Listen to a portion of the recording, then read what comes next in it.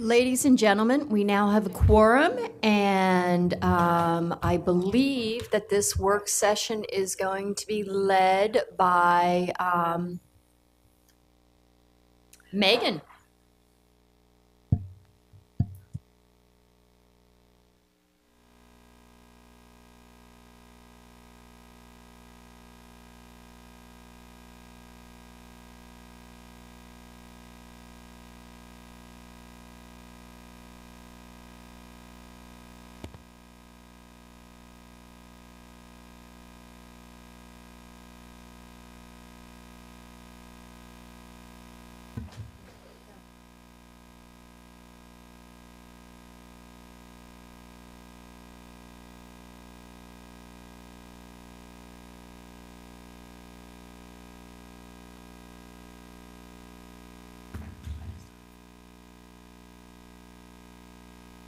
All right, looks like everybody's in place and we can go ahead and get started.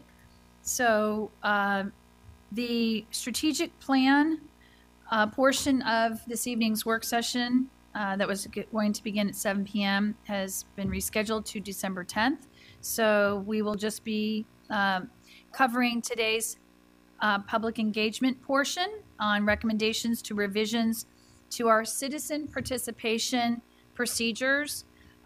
This was something that the Public Engagement Committee had reviewed, and also with the assistance of our clerk of the board to just look at the language from a procedural process, how we could improve upon it, and also ensure that our community stakeholders have access and ability to come and present their views to the board. So, Madam Clerk, do we have the language there? Okay. So everything that's in red, again, was recommended language that came through the collaborative work between PEC and our clerk. So in terms of these changes themselves, I guess I want to draw your attention to the advance. We'll walk through it, I guess, is probably the easiest thing.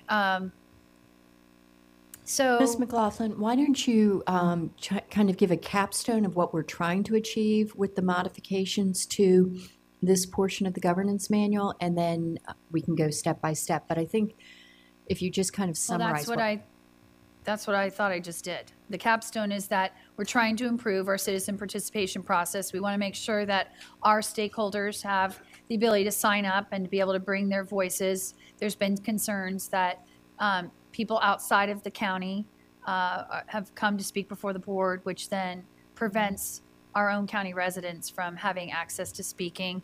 But if I walk you through the red line changes, then I don't want to repeat myself twice, is what I'm trying to avoid.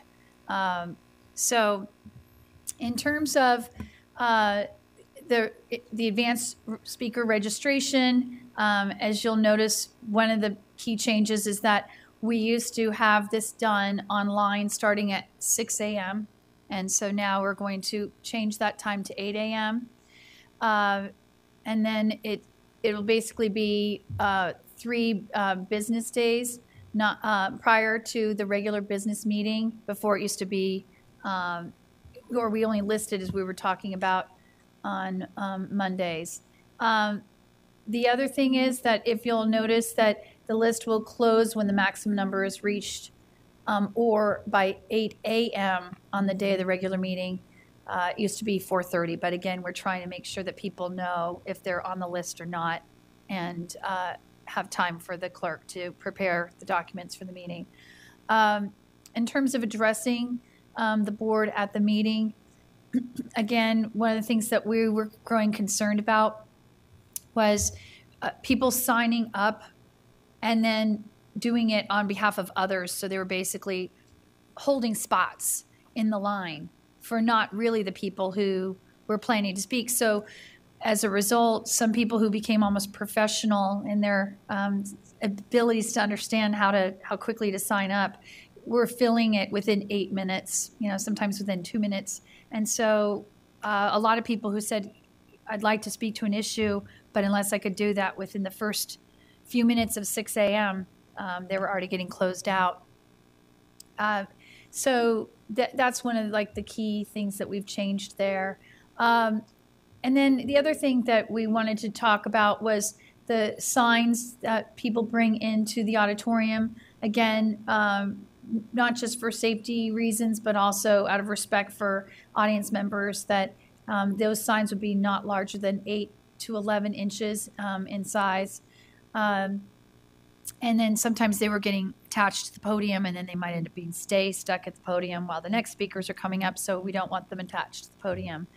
That loud conversations and outbursts from those in the audience won't be tolerated, and that security staff will be asked to help restore order. That's just this section here for A and B. I don't want to go too far without taking comments, so I'll go with these two sections first for people to weigh in. Mr. Moon? I have one technical question and one potential suggestion. Technical question has to do with the signing up online. Is that once a person signs up online, can that person stay online and then sign up for another, or how does that work? Do you know whether there's a way to control that? Whether somebody can, from his or her computer, sign up for himself or herself, and then 3 other people. Is there a way to control that, or? Right. I'm looking over to our clerk of the board, since this is an administrative responsibility that they handle. So I'm not sure the dilemma you've described, but I would ask either Ms. Medea, who handles that, or our clerk of the board, Eileen. But someone, if you can answer for Mr. Moon's question, do we have any controls in place for that? Or technically, as Mr. Moon described, you could have one person who signs themselves up with their email address, and then they just click out, and then they sign back on for the next. Okay. There's no control. Right? Okay, the next is a suggestion to consider is, sometimes depending on issues, there may be a lot of people wanting to sign up. And the fact that you are 30 seconds behind somebody else, you are losing your opportunity. So everybody gets up, and it used to be 6 o'clock. And at 6 o'clock, right at 6 o'clock, get online, right? There's a race to that. In order to be fair to constituents out there who want to speak to us, what about allowing a certain window of time? For example, if it starts from 8 o'clock, 8 to 12 o'clock, get everybody in, and once everybody is in, if it is more than a certain number, let's say that obviously we are allowing up to a certain number to speak. If it is more than that, with a lottery among those. That's a suggestion to consider. And Mr. Moon, did you have anything about Section B, which had to do with the signs and yielding time? Like, are you comfortable with the language that's basically I'm comfortable saying, trying that approach, not yielding time. Not yielding time. Yeah, and I also want to emphasize... Signs as well. Right. Mm-hmm. So it's not yielding time, but it's also saying sharing a portion of their time with another person. So how sometimes people will walk up and someone's going to speak for a minute, someone will speak for 2 minutes. It's just, if you're the speaker, you speak. So Ms.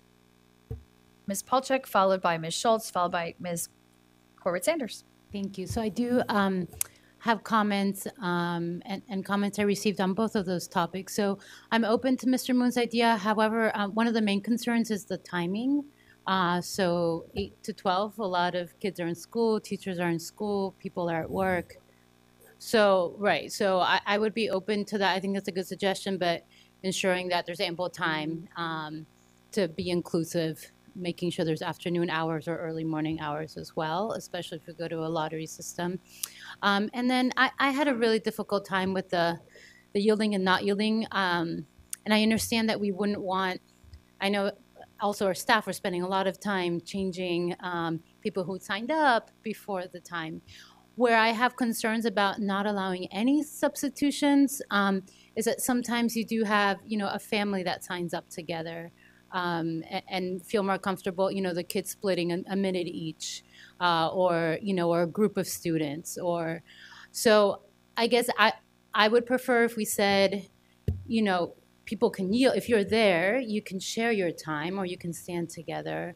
But the person has to be there. I know that we went back and forth on this, but I would prefer if we could try to say that, you can yield if you're there, but you have to be there, and you still have the same allotted time. I know there's no perfect solution here, but hopefully saying that the person at least has to be there would help with that.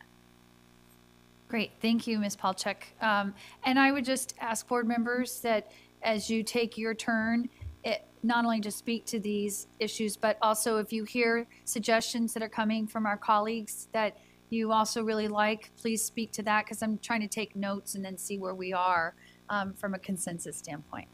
So Ms. Schultz and then Ms. Corbett-Sanders. I appreciate the committee's work. Fundamentally, I don't actually support the notion of not yielding time. We're not providing substitutes.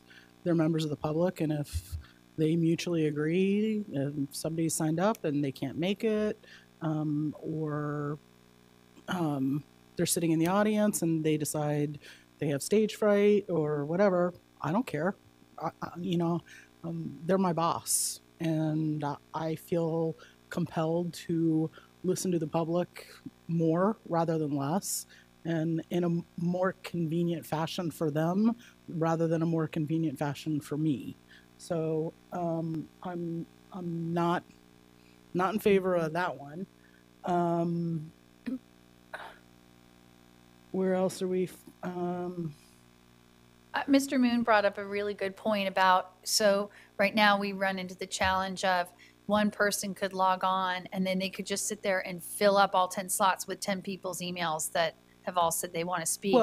Well, honestly, I think we are able to, via technology, on surveys, allow one response per ISP address. There's no reason why we can't include that and have a one sign up per ISP. In the PEC meeting just prior to this, I asked what the status of our FCPS app is. And frankly, if we were able to figure out the app, this frankly would make it a lot easier for everyone, and you could have a greater control by ISP addresses only being able to fill that in once. This is not complicated. It's just a matter of deploying the technology accurately. I honestly don't particularly care about signs either. Free speech advocate. If somebody wants to put up a sign, I don't care. I get not having them on a wooden stick, and maybe we say if you have a larger sign, you have to sit at the stand at the back of the auditorium. But if everybody else agrees, again, I don't want to get into the finding ways to make it harder for people to advocate. I'd rather make it easier. I don't know what other fundamental changes. Respectful.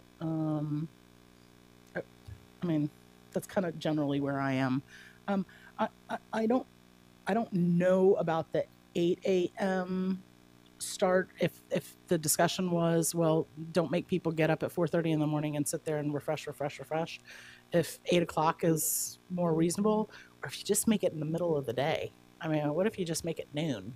What if you just open it up at noon and then you're assured that people aren't trying to get their children off to school? So I think that the 8 a.m. is actually unnecessarily prejudicial to stay-at-home parents who are working with and getting younger children out the door. So, I don't like the 6, but I don't like the 8 either. Thank you, Ms. Schultz. So I next have Ms. Corbett-Sanders, followed by Ms. Darrenette Koufax, followed by Ms. Keys-Gamarra. Thank you, and thank you for the work of the committee, because I know this has been something that we've had in the background of wanting to really refine this process and make it a process that is much more inclusive over time, because there have been concerns with the limitation of only 10 slots that we see oftentimes the same 6 of the same people every week, and that because of our process, it's precluded the ability of others to come and speak to us. So I think that it is a move in the right direction. I do agree with Ms. Palchik that that sharing should continue, because especially when we talk about families and students coming and speaking to us. And it's for that reason that I am a little concerned about the 8 a.m. period, because that's precisely when our high school students are starting class. And so we should look at, another time. I never heard from anybody that 6 a.m. was unacceptable.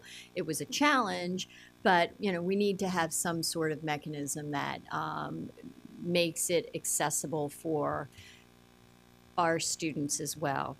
One area that I am concerned with the limitation on 10 speakers is, and we've heard this from our employee groups, and we have it in our reg that allows for our employee groups to actually have an opportunity to come and speak before the full board.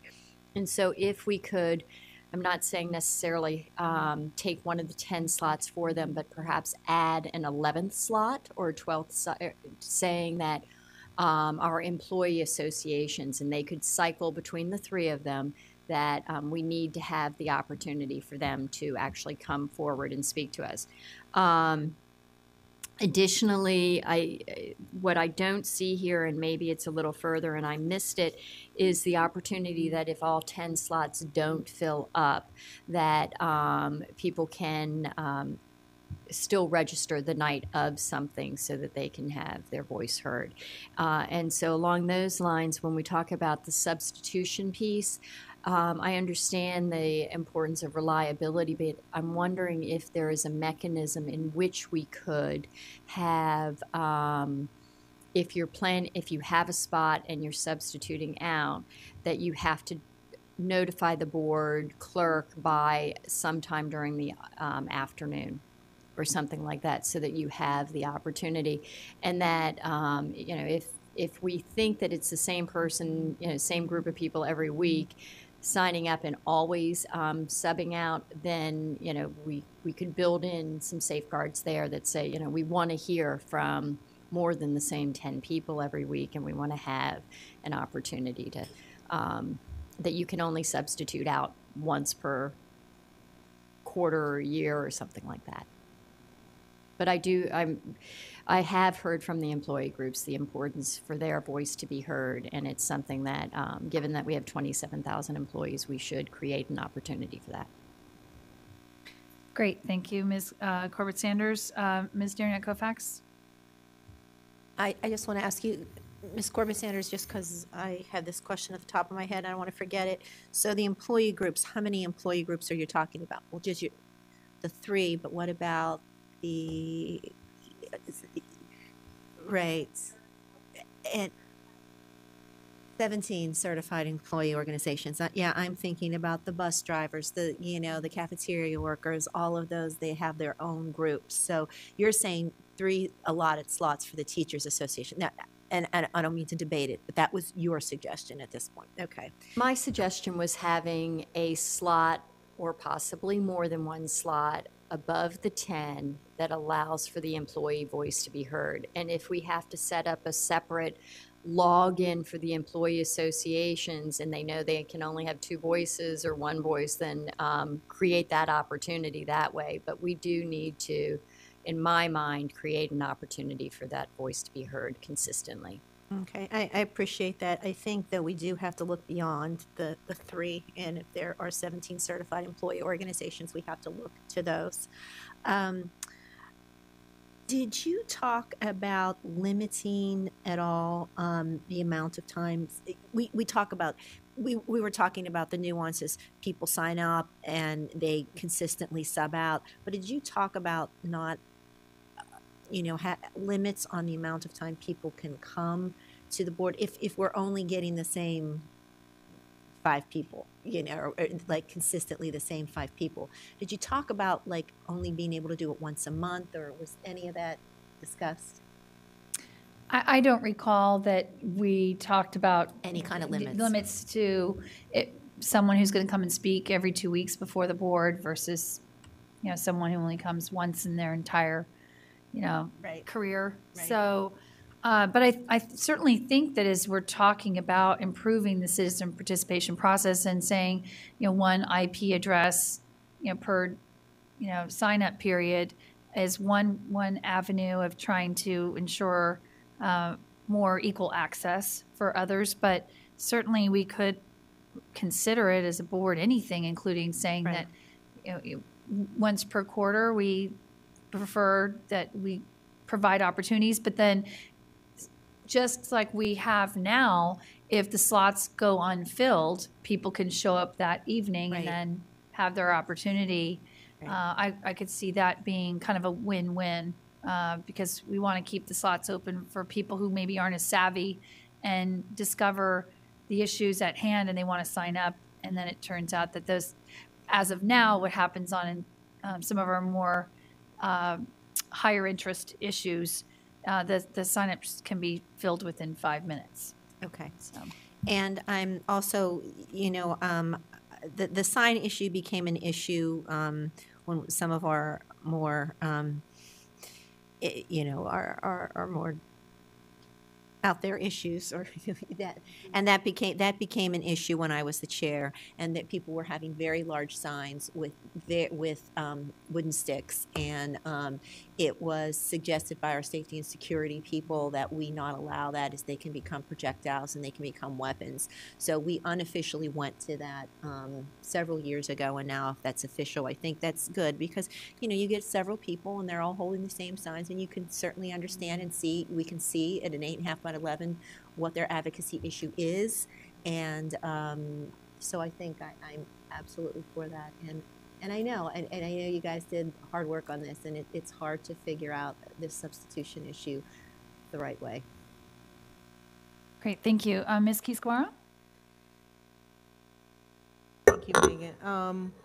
I'll start with the signs as well. I do agree. We have similar rules in the courtroom. They don't allow water bottles for people who are, because they can become projectiles. Anything that appears to can become a weapon. So I do support that. I also particularly support no attachments to the podium. The reason that I say that is because what has happened in the past is that during the time a person is speaking, they attach it, but then they leave it. And so they have their 3 minutes to speak, but their sign continues to communicate after they leave. And so I just think, out of respect for the individuals that's speaking at that time, you have your time at the podium, take your sign with you. I also support trying to come up with a compromise for the employees. I would like for it to be outside of the 10, and I don't know whether it's 2 or 3 slots, or that's something that we could consider. But I do think that we have very limited spaces for citizen participation, and I think that it would send a healthy message to our employee groups that we encourage their input as well. Sharing. Oh, the issue of sharing. I wasn't really going to speak to that. I don't know. I'm gonna just leave that. I'm still mulling over that one. With respect to registrations, I think we just leave the registration open until the slots are filled, up until the point where the clerks can, I don't want to put our staff at a disadvantage. But if it's not filling up, I don't see a problem why it wouldn't be left open. So those would be my comments. Was there something else you wanted me to speak on? That? Not as of yet, but there may be go backs. Okay. So I have Ms. Strauss, followed by Mr. Wilson. One thing that nobody has spoken about is right now people are required to say what item on the agenda they are speaking to, and that becomes meaningless And I would just as soon not have that requirement because you can't enforce it. And people who want to come to speak to us need to come to speak to us. So it seems to me, Ms. McLaughlin, further on down in here, there's a proposal for sort of a general open session, one in October and one in March, where there's, which I think is a great idea. So, Ms. Strauss, I appreciate that. I was worried that with everybody's voices and opinions and all the different changes, we'll get to that Okay, all right, portion. well, I didn't- Yeah, okay, I just that's wanted fine. to talk about one and, or A Okay, and B. all right. Only because otherwise I just thought we'd have way too Right. many changes and I want to. Right. Well, anyway, in terms of addressing the board at the meeting, I am less concerned about people trying to fill in a blank that says I'm going to speak to X, Y, or Z agenda item. Okay. I would remove that as a requirement because it becomes meaningless. So, Ms. Strauss, do you have a perspective about the suggestion whether people still continue to share their time slot? I would rather, the sort of, the big goal that we want is we want to give people as much opportunity as possible to come and speak to us. You don't want to limit it, but you've also don't want to have a situation for a same group of people take up slots sometimes month after month after month after month. So there's a reasonable balance in how do you get to that. I agree with Ms. Palchak, where sometimes you do have a family or have a group of students who are comfortable speaking for a minute but not 3 minutes, and I would not want to make it hard for them if they want to split their time. It's more often students that we have that do that.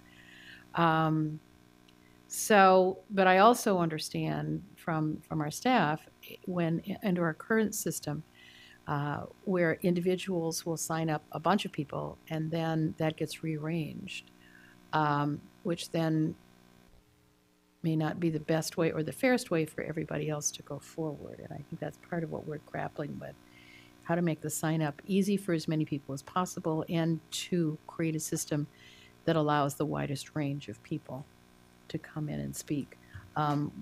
One registration per IP address, which Ms. Schultz suggested. I guess I don't know, I'd love to hear from our esteemed people over there who have to actually do this. The challenge of sort of, because I understand sort of the constant substitution, which then sort of upends everything. Can you actually monitor the IP address as it comes in? Is that one way to control that?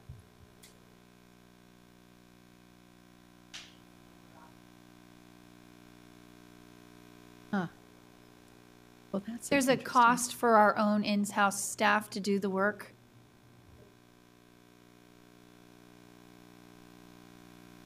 So that's it's an external cost. It's not an internal cost. Okay. Okay.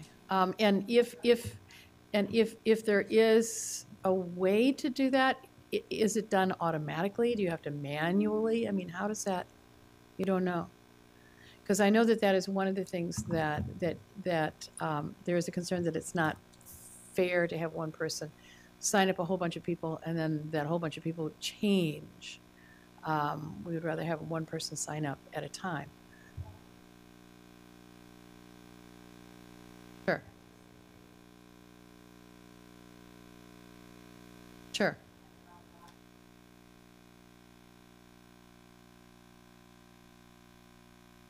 Right.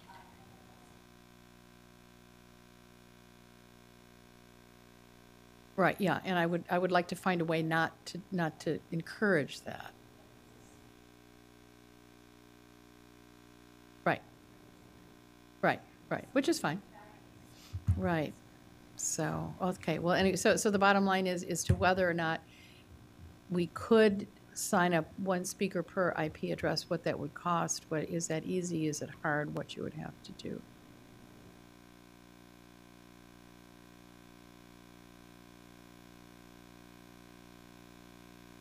Okay, so maybe that doesn't.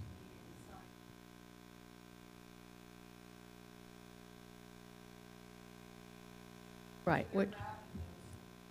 Right. They grab. Yeah. Yeah. Yeah. Which then, right, and it's. I mean, right, and you know that when there are issues that people feel passionate about, we're going to see more of that. But then the question is, Yeah, so it's finding the balance between that. So I don't have an answer to it, but this, by the way, has been a problem for 25 years, and there's been no way around it. I do think we have to be careful about limiting people to come and speak to us. One of the things that I do like, the way you all operate, is that if there are speaker slots, people can come in and sign up that night. And I believe that we've done lately, or public hearings, I don't remember which, where the chairman has said, if there's anybody else who wishes to speak, come and sign up. So, you know, being able to sign up on the spot, if we have a position, I think all of that is important. So I don't have all the answers, but I agree with the goal. Thank you, Ms. Strauss. So I have Mr. Wilson followed by Ms. Hines, and then I go back by Mr. Moon. Thank you, Ms. McLaughlin. So I actually agree with some of the things that Ms. Strauss said, but like the very last thing is she said about the goal, and maybe Ms. McLaughlin, you could just explain what was the overarching goal in making all of the revisions here? So, Mr. Wilson, before you joined us, we kind of just talked at a macro level.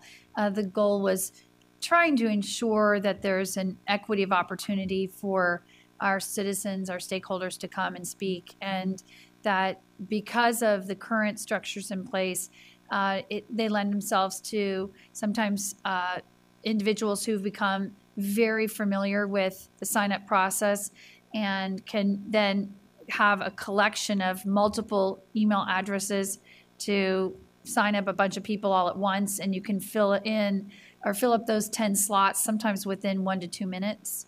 And so we're really trying to ensure that people have that access and ability to come speak before the board.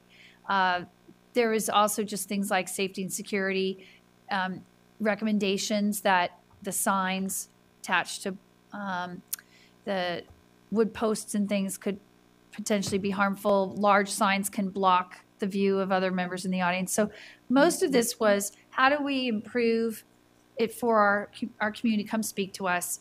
And then how do we also make sure that this portion of the governance manual was updated to reflect our efforts in improving that? So right now we're just speaking to A and B. Sure. And then we'll move on to the next portion. Okay, well that's helpful. You know, my observations of the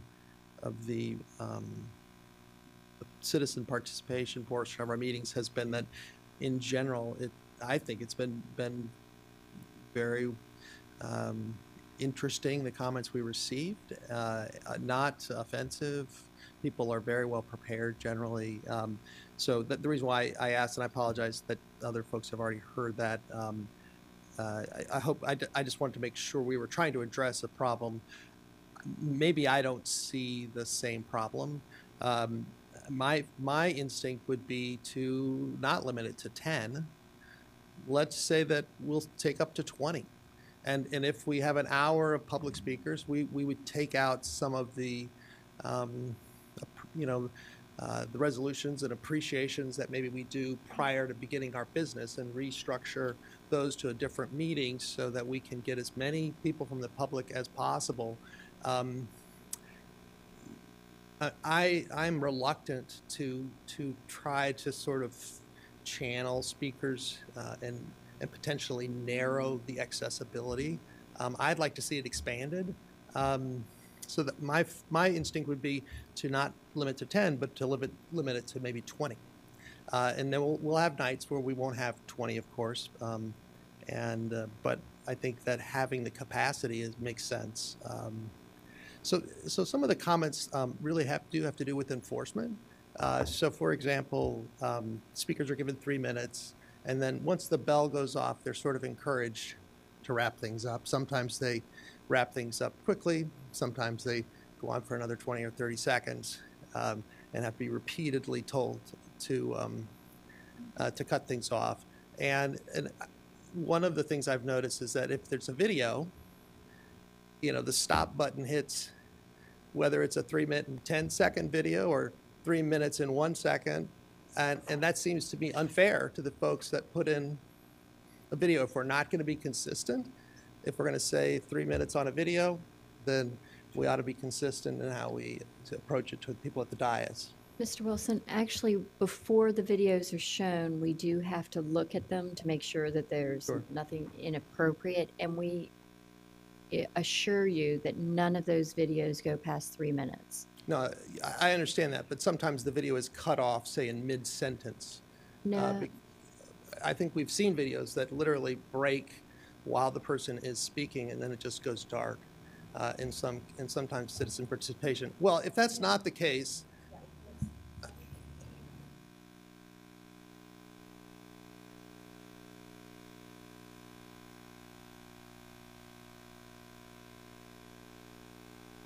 yeah.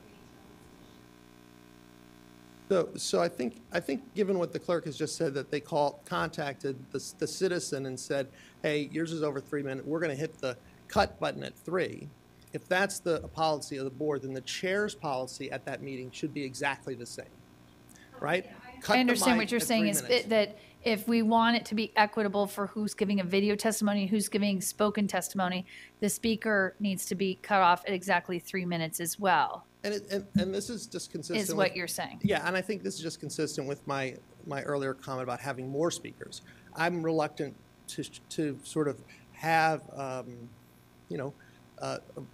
a kind of hard restriction that if somebody wants to go an extra 10 seconds, I'm inclined, let them finish. Let them finish what they're saying, because they've made the effort to come out to a public meeting.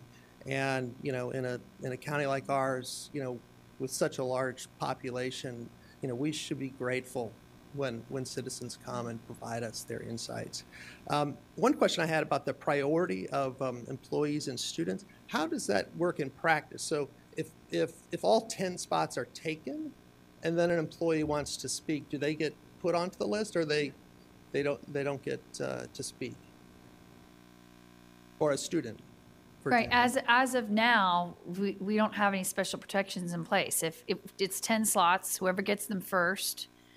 And so one thing that Mr. Moon suggested before you had arrived, which would be interesting for all of us to be thinking about, which is rather than it be the first 10, boom, you're done, which can happen in 1 to 2 minutes, what about saying that we're going to do a lottery? We're going to have it open for the day, and then, after everybody's had a chance, whether they have access in the morning to do it or any point during the business day, then we close the list, and then we pull the top names, or pull out 10 names, or maybe by suggestions I'm hearing that maybe we bump it up to 20. But I think there's some merit to what Mr. Moon was suggesting, because I am very uncomfortable with this notion that some people are getting closed out every single Sure. time. Yeah, we can almost have like a radio talk show system where, if the fifth caller gets a prize, everybody's racing to their computers at 6 a.m. to sign up. I think that approach does make sense to me, that, for those folks who like to sleep in, until 8, they're not shut out, or 9 from the possibility of speaking. I think that's a great idea. I do think that Ms. Strauss, you raised the point that we should make it clear at every meeting that if there are slots available, that folks are welcome if they've come to the meeting to speak. I think that only makes sense as well. And then lastly, the question I had is about the yielding of time. Consistently, I see students will share their time, or a speaker will want to give their time to somebody else. I've never seen a problem with that. To me, that seems to make sense. If they have someone that they really want to let speak in their stead, I don't have any objection to that. So I guess the idea of substitutions, to me, that also would be something I would allow. Thank you, Mr. Wilson. Before I go to Ms. Hines, Dr. Brabrand, you signaled there was something you wanted to say. I just want to share. I haven't been deeply involved in this discussion or going to PEC, but I am a brainstormer just by when I get in a group and I'm here. Right. The lottery idea really intrigued me when I first heard it. One other thought too, just in the world, and I'm applying something that we deal with traffic. Here, the commodity is time. is there a thought, and one is historically, how many times have we gone over 10, 20, 30 on the speakers list? If 3 is the default, if you get more than 10, maybe instead of cutting people off for a lottery, you go from 3 minutes to 2 minutes. Maybe if you get from 20 to 30, you go from 3 minutes to 1. And if you get more than 30, the board might say, we want to have, I mean, if the demand on that topic is so great, 30 becomes a trigger for a public hearing. Again, just a brainstorm, maybe not a good idea, but some way where you're not trying to randomize whoever the people who randomly don't get involved in the lottery are still folks who really want to get to you. I don't know, maybe time can be the thing that tweaks, and maybe those aren't the right cutoffs, but maybe time can be the differential, and you figure out a way if the demand is that high, you change the structure completely of what you're trying to do as a board instead of doing it within what is now really basically a 30-minute time for the board. So, Dr. Brabrand, first, I appreciate you sharing your brainstorming ideas because we are all part of the same team and we benefit from fresh perspectives. Secondly, I understand it is your wife's birthday this evening, so I would like to just suggest that this is for the board to have to sort through just about what we'll bring as an action item change. So not to preempt our chair of the board, but I certainly think that if you want to head out at any point in time, we're just working through really our own responsibilities. So you shouldn't feel you have to stay any longer than delays you from the incredible sacrifice that your wife makes by being married to you. So on her birthday, and I mean that in terms of being superintendent, I meant being superintendent of the 10th largest school system. I presume positive intentions. Thank you, Dr. I Brabrand. understand. So my point is, Thank be you. with your family. I will stay a few more minutes and probably scoot out. Thank you. Thank you for your patience, and it's your turn. Oh, that's okay. I think those are good ideas, and they didn't occur to anybody. The idea to go down to 2 minutes and get more speakers. I mean, we could definitely noodle with that. I don't know if we have time tonight to noodle with. Maybe we do, but that helps. So you need answers to a couple of questions, right? One of the things I was just going to say about employee groups, I like the idea of carving out a certain amount of time for them. I do think that our employee 17 groups, whatever they are, is different from our unions, right? I think so, because our unions, FEA, FCFT, and AFPE, right? I believe, I know that FCFT and FEA represent all employees, not just teachers. They represent the bus drivers and the support employees, everybody. So I do think that they're a different animal from the other 17. So whether that helps or not, I don't know. And we know that they want to be there pretty much every time we meet. They make the effort to sign up. They specifically asked for this. Oh, well, see, then I support it. I do. I mean, if we had some of the other 17 groups wanting to be at our meetings and talk to us, it'd be different, but we never see them other than maybe during budget, and we have a public hearing for that anyway. So on what time? We've gone from 6 a.m. to 8 a.m. What if we split the baby and said 7 a.m.? Did someone else already suggest that? I don't know. The idea of the lottery is appealing. I'd like to hear more about it. I'm sorry, I was out of the room, but maybe you'll have a chance to have a go back and help me out with that. On sharing slots, this is just my thought. Maybe somebody's already said this, and I'm sorry, but if we really did it like one-to-one, I'm here, I cede my spot to this person, right? And it's someone who has not otherwise signed up, right? So there's no shifting. And I think, why couldn't we just say there will be no changes during the week? You sign up, you can't call the school board office and say, I want to shift my time. I mean, do we lose a lot if we take that ability away from people?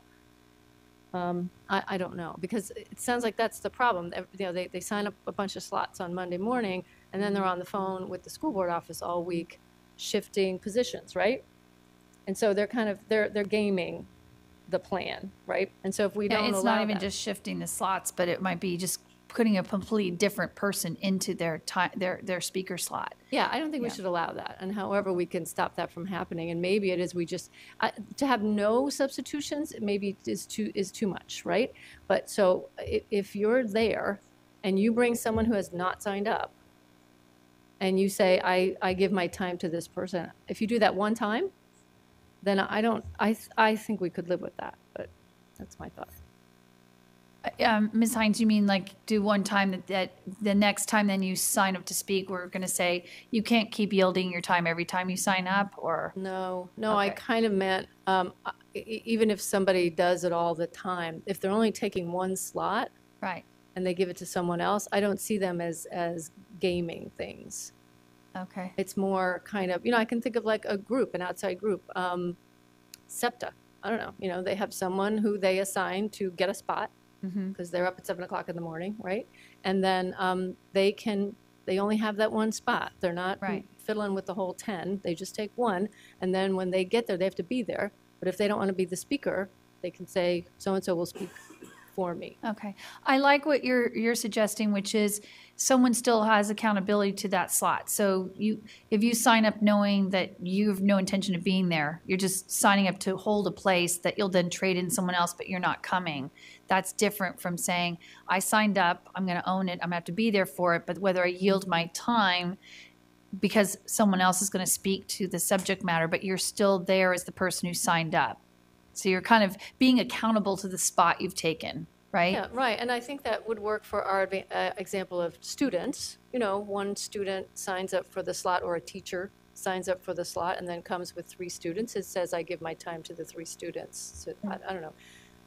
Those one-offs, I think we ought to allow. But Okay. Thank you very much. So right now I have Mr. Moon for a go back, followed by Ms. Karen Keys-Gamara. And Ms. Schultz, you were on the go back. Okay. Ms. McLaughlin, before we go to the go-backs, if I could just make an announcement that Ms. Evans has had to leave this evening because she wasn't feeling well, and Ms. Derenak-Kofax had to go to an advisory committee meeting. Thank you very much. That's very helpful. Okay, Mr. Moon? On my suggestion about the lottery system is, especially when you have a lot of people wanting to sign up to speak and not really knowing how to do it at 6 o'clock in the morning, or just foreclose opportunities for those people to speak. So just to be fairer to people wanting to speak on a particular issue or issues, that we allow, not just the first to 10 on a certain day. For example, if you open up like a Monday, and then you generally close at 4 o'clock on Thursday, 4 o'clock on Wednesday. If there is less than 10 people signing up until it closes, there's no problem, right? We have less than 10.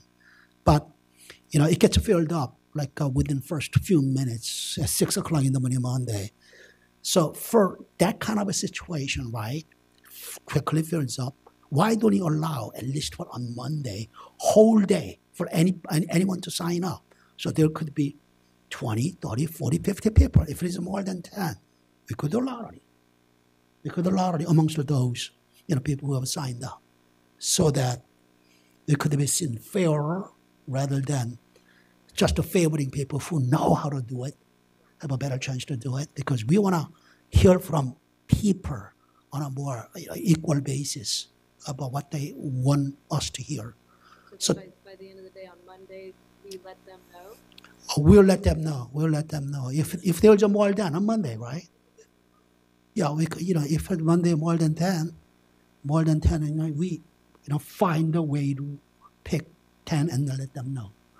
On the issue of going from 3 minutes to 2 minutes, that's very intriguing.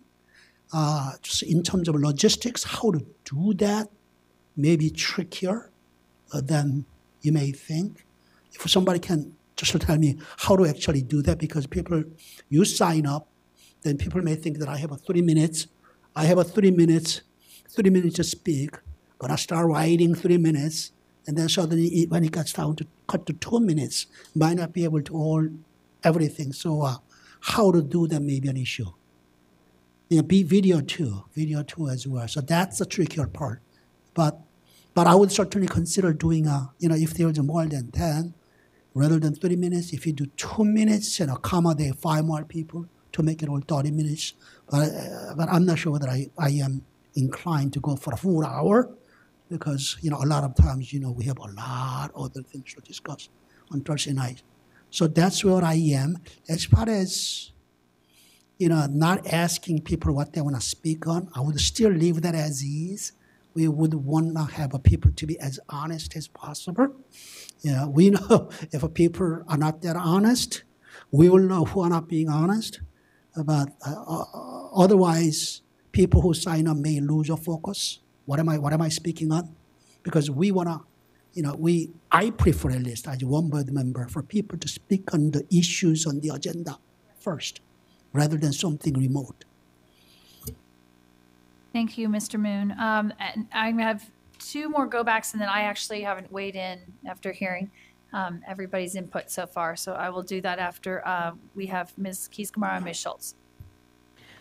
Okay, I like the idea of the lottery. I actually don't have a problem increasing the number of people. I wouldn't go to 20 though.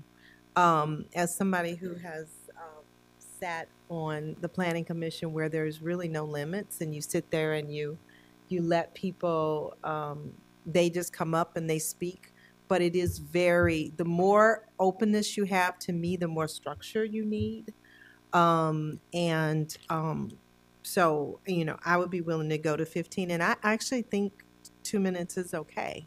I mean, everybody has an elevator speech, right? So, except God. Anyway. No. You don't have those limitations. That's all I meant. That wasn't a negative comment. You speak very well.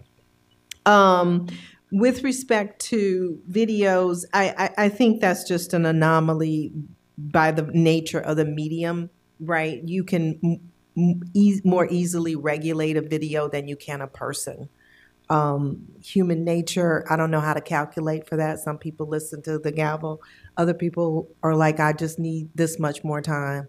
And so whoever's in that seat with the gavel is really, trying to exercise some skill and respect our time. And so I hear you, Mr. Wilson, but I'm not sure.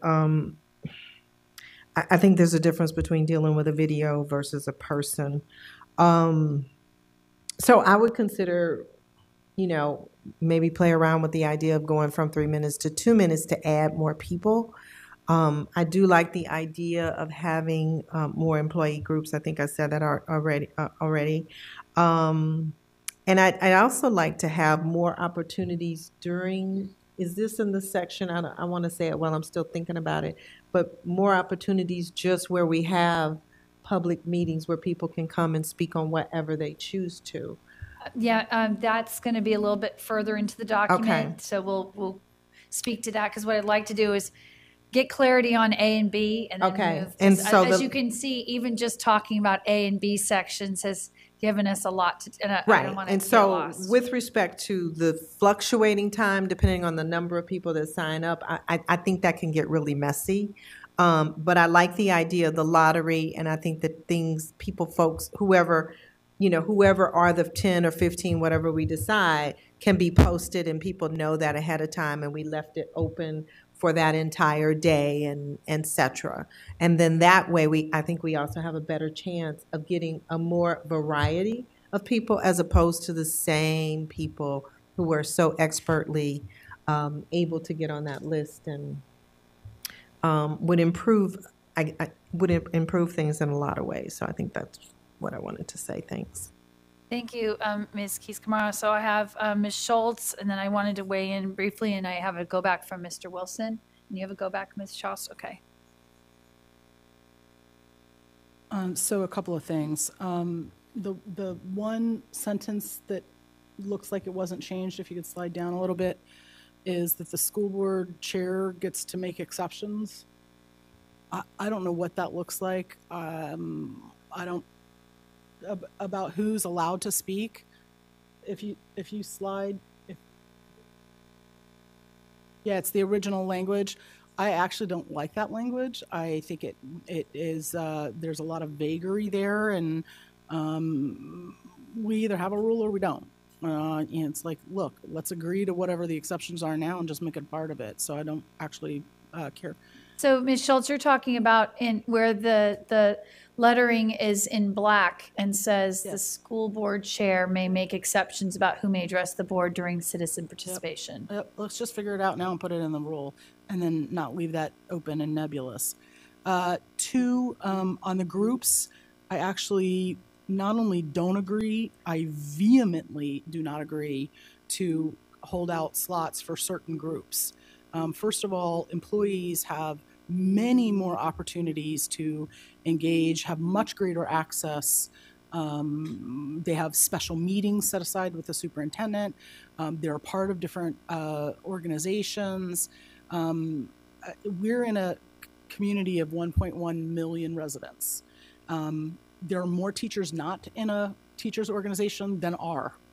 And so to provide preferential treatment to the people who are already employed in the system, who already have means of advocacy, actually, to be perfectly honest, I would actually put them behind somebody who had never signed up before, who was their first time speaking, if we've seen them before. So I don't know what the mechanism is to meet whatever requirement they're seeking, or why they think they don't have the kind of access that they have. I mean, we go and meet with them individually. They speak with us. They come to our events. We go to their event. I mean, there's just lots of opportunities. So I'm not sure why carving out special speaker slots for certain organization, and then which organization gets it? You know, what if everybody wants it? How do they decide? I don't know. That's messy to me.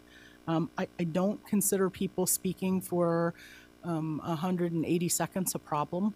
I wouldn't want to curb that. I think 3 minutes, having been under the 3-minute gun last night, which was interesting, because some of us were okay with that, and some of us got, buzzed at the PTA advocacy night. They gave the board members only 3 minutes to get in their speech. So it was nice being on the opposite end of that.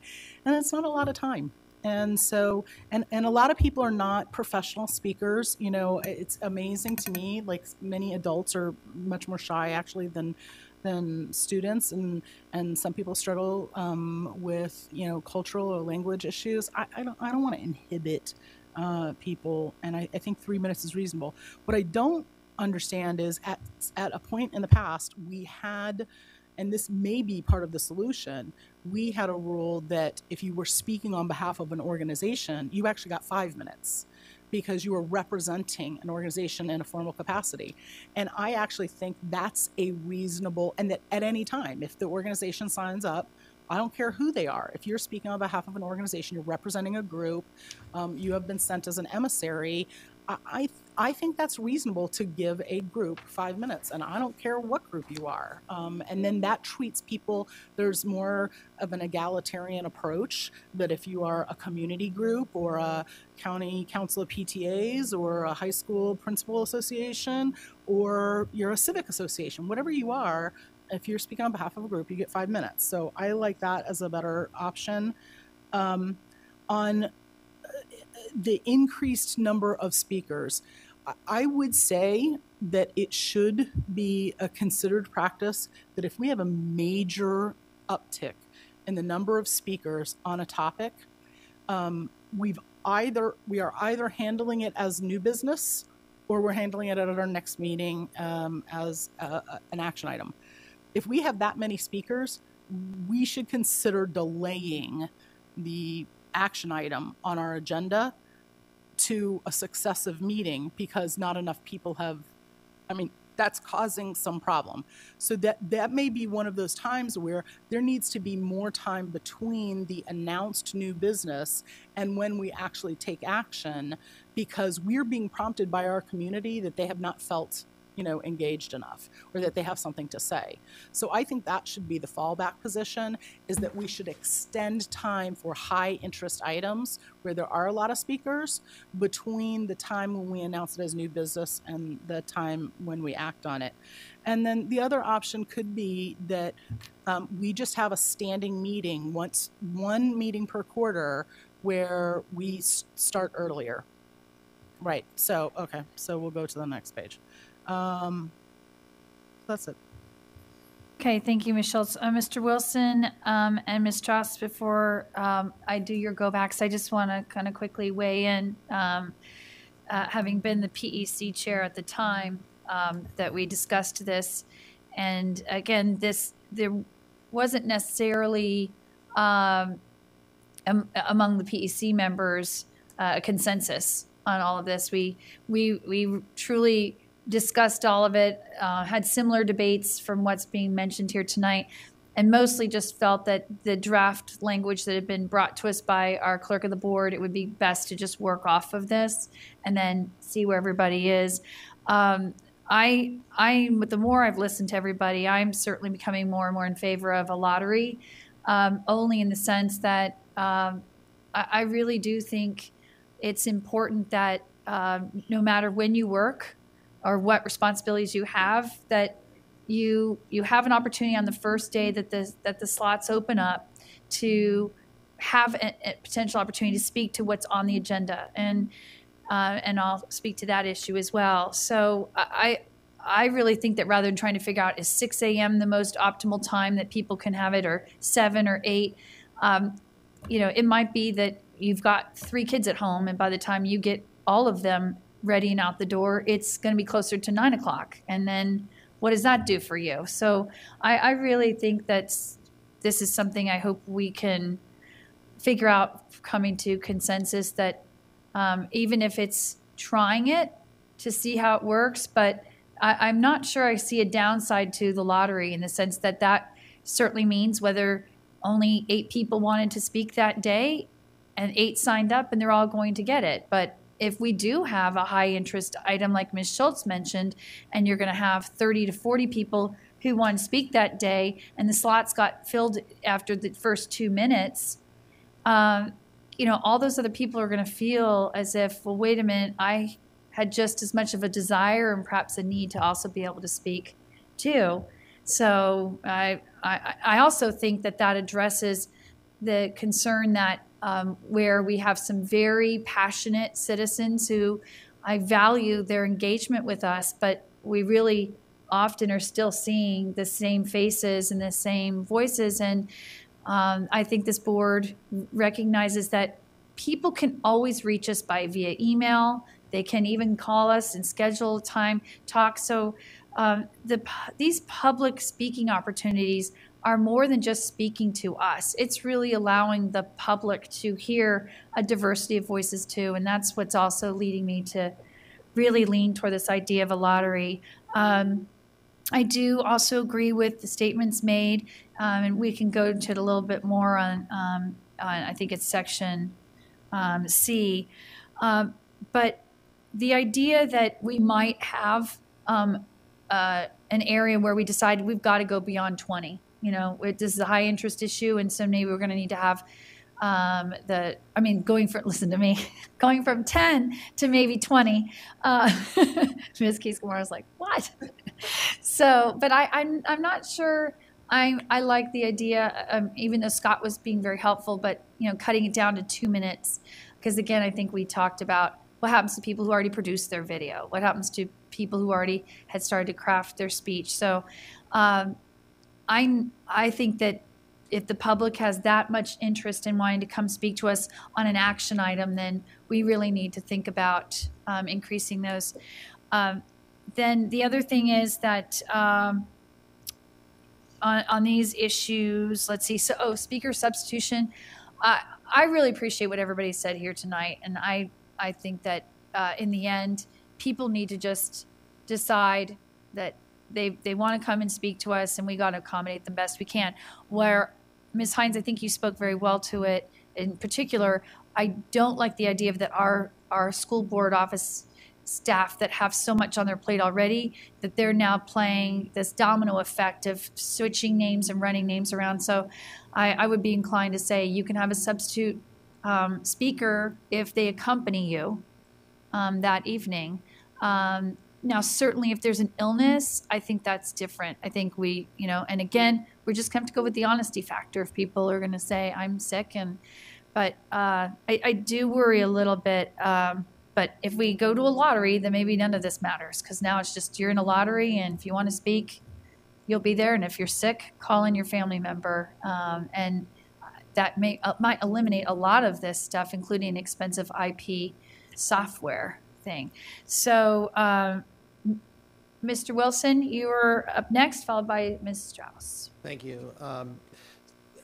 Just one quick point. I mean, we've talked about the time for speaking, and paragraph A currently doesn't designate the time. So if we're going to have, even if we're just going to keep it at 3 minutes, I think we ought to make that statement clear in this revision. I've been thinking about the lottery, and I have to say that one issue to keep in mind is a perception of fairness, and if we take people sign up from the public, they submit their online application to speak, and then they never get picked. There is, we may have to have Arthur Anderson in here. I know that's a dated reference to certify the lottery selection, because folks will be sincerely concerned that we're not picking fairly. And I also think we should recognize that even in a lottery system, that too could be gamed as well, right? So if an organization has a group of people and they say, hey, everybody call in on Monday, everybody get your name in there so we can get 50 tickets into the lottery. There's probably no way to do this perfectly. And my, as I've said before, my inclination is to open up the gates for public speaking, and frankly just change our agenda to take out recognitions to allow the public to speak, particularly if it's a matter that is of some controversy in the community, so that we can do our best to hear the voices of the parents, the teachers, administrators who are concerned. Great, thank you. All right, so I have Ms. Strauss and Ms. Corbett-Sanders, and I'd like to see if we can get some consensus on this portion. That I'll warn you, or I'll reassure you, the next part is going to be less to dig into than these first two areas. Okay, what I'm hearing is some consensus on substitution. By and large, you've got to come that night, and if you're going to share your spot with other kids or your family members, that's fine. And then we'll have to just, if somebody says, I'm desperately ill, I'm sending my wife in, we just hope they're being truthful so that we don't have staff doing all of this rearrangement of slots. I am intrigued by the lottery, but I would not want to open it up at every meeting to 20 slots. When we get to the additional opportunities for sort of the open mic night, I think that's a very interesting way to get around all of this. We already have public hearings for boundaries and budget, because those are issues we know that people need to talk about. And I don't think most, other than Mr. Moon and I, have been with budget times where we've had over 100, 150 speakers. Yeah, and I mean, that happens, and then you've got to open it up. But I do think 10, I would like to set aside seats for our large employee groups. They may or may not use it. There was a time when recognized community groups had 5-6 minutes. The problem then, back in the olden days, is you had recognized groups, and they were constituted in such a way that they actually had a membership. We really don't have that in the same way. You have the county council of PTAs, and even they don't, because we have PTOs. So I just as soon not go back to that. I just don't think the community is organized in the way that it used to be. I do think that if we have issues that we know there's a huge interest, then we need to organize ourselves in such a way to either have longer time between new business and action, or whatever it is, so that people have a chance to come in and talk to us. I think it was Ms. Keys-Gamarra also said it is important that there's kindness at this, and that we are appreciative, and certainly is being shared numerous times. And cutting off speakers, it's hard, because for a lot of people it is hard to come and speak to us. Many of them had a tough time writing out a speech. So there's kind of a balance in sort of the mannerliness and kindness, because we do want people to come speak. But anyway, the lottery idea is interesting. I think if sort of the 10 slots fill up, they're fine. If it goes beyond that, then letting people know we will go to a lottery to fill the 10. But on a normal basis, I wouldn't want to go more than 30 minutes because it's very difficult for us to carry on our work. I would rather set aside more days for just open mic so that we guarantee that we can actually get our business done. So, Thank you, Ms. Strauss. Okay, Ms. Corbett-Sanders? So I'm going to just make a suggestion, and it kind of piggybacks on what Ms. Strauss has said as well as what Ms. Schultz said about the numbers. And Ms. Schultz had raised the comment about at the chair's discretion, they can make exceptions about who may address the board during citizen participation. And I actually think maybe we can add a little bit of a sentence to that, which says at the chair's discretion and in consultation, or basically that addresses two issues. One is if there is a dignitary in the office. that's in the why that is in there. auditorium. And we've never done it, but as if the governor shows up or, somebody Right. of that. So- That's really the only reason why that's in Or, there. or But- even legislators or supervisors want to Correct. speak. So if there is a dignitary, but I actually look at it as slightly different, is at the chair's discretion if the clerk comes and says, we had 40 people sign up on this topic and we only have 10 slots, then it's at the chair's discretion to, in consultation with the vice chair during the, but prior to the meeting, say, maybe we need to double the number of slots that night and make sure that all of the board knows in advance that we've had an extraordinary amount of people wanting to speak on a topic and we're going to give them the opportunity to speak that evening, something like that. But, I don't know if you want to do something like that, but it seems to me that that addresses the flexibility issue of if we're dealing with an issue that seems to we may not have known would have provoked as much interest, and it does. Thank you, Ms. Corbett-Sanders. Of course, that just adds one more suggestion on the table that 8 of us could all weigh in on. So I guess what I'm thinking at this point is why don't we go through the document where we started to hear some of the consensus on here. So the first part had to do with whether we were just going to change the sign-up time. And now part of what we talked about was if you're doing a lottery, then you just open it up for the day.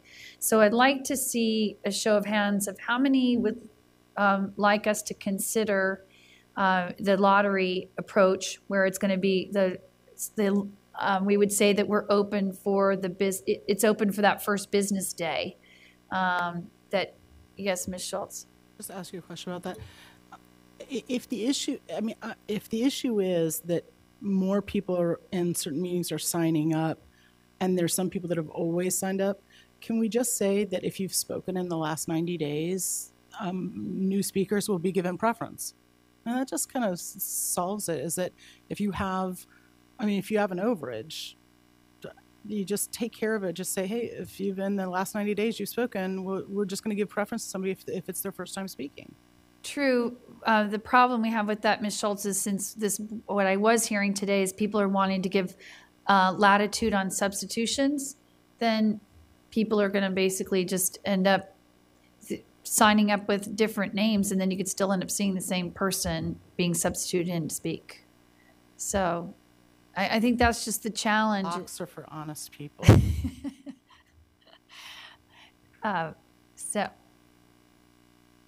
So I guess again the question becomes that we can keep the process. We'll do by process elimination. Who wants to keep the language as stated up there, where you're just going to see who signs up starting at 8 a.m.?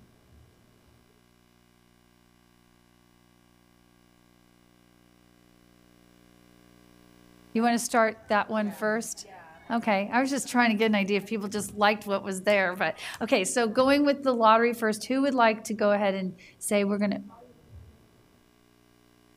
Have general parameters. the lottery parameters was that everyone can sign up to speak within the business hours of that day, and then it closes. And if only 5 people signed up, then those 5, it will remain open because there's still 5 more slots, and it's at first come, first serve. What are the mechanics to ensure the fairness of a lottery? So for example, if the first 10 names pulled were all on the same topic, but we know there were 3 other topics that had another 20 people, are we going to say only that topic gets spoken on that night? But we run into that problem right now, Mr. Wilson, that we have people, yeah. It's just a question of the mechanics. So, Right. you know, I mean, that's the question I was trying to raise, like fairness. So then the people at that meeting might be like, well, wait a minute, nobody got to speak on other topics. Yeah, but that happens now. Just random. Right. I mean, I do think that, Mr. Wilson, right now we have the very problem you've just described, because organized groups may sit down in the first 5 minutes, they've filled the slots, and then those who, you know, maybe have a different point of view, they got closed out and they couldn't speak. And we've heard that concern already.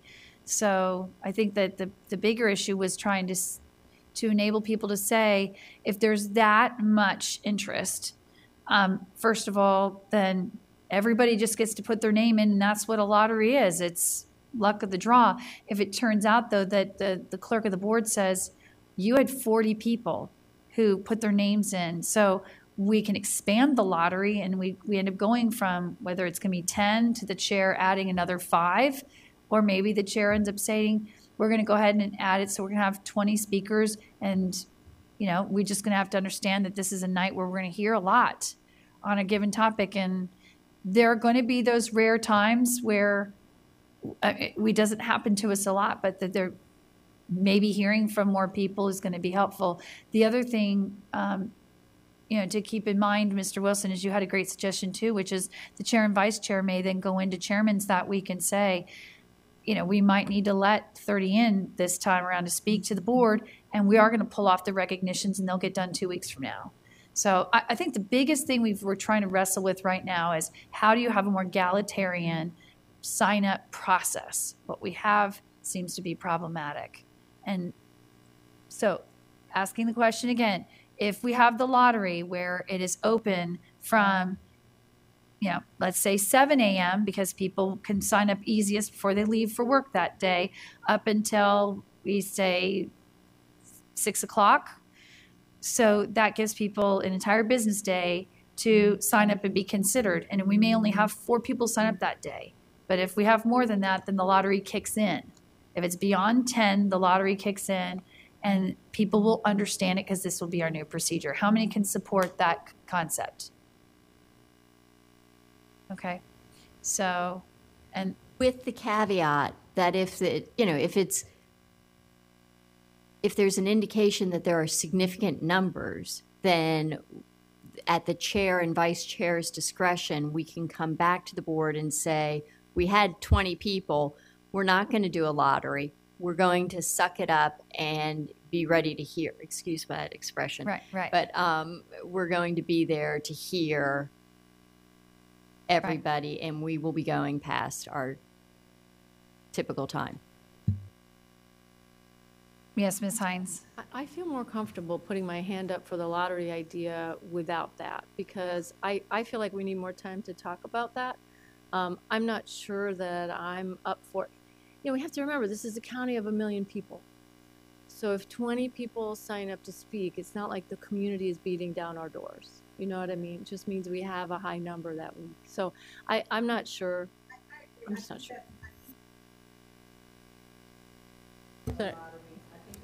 So I've been I waiting think, to speak. you know, if we can do lottery, try that for maybe 6 months, and how that goes. We keep the record of how many people actually signed up. With that data, we can have a more meaningful discussion later on whether we should revise our process. Okay. Thank you, Mr. Moon. That was very helpful. So Ms. Corbett-Sanders and Ms. Palchik wanted to weigh in. Just out of curiosity, it would be helpful. I mean, I feel like we're making a decision in a vacuum. It would be very helpful to actually have the numbers, and I don't know if you have any sort of statistics that say how many times we have exceeded the number of 10 in a given, over the past year or two. Could you share that with us?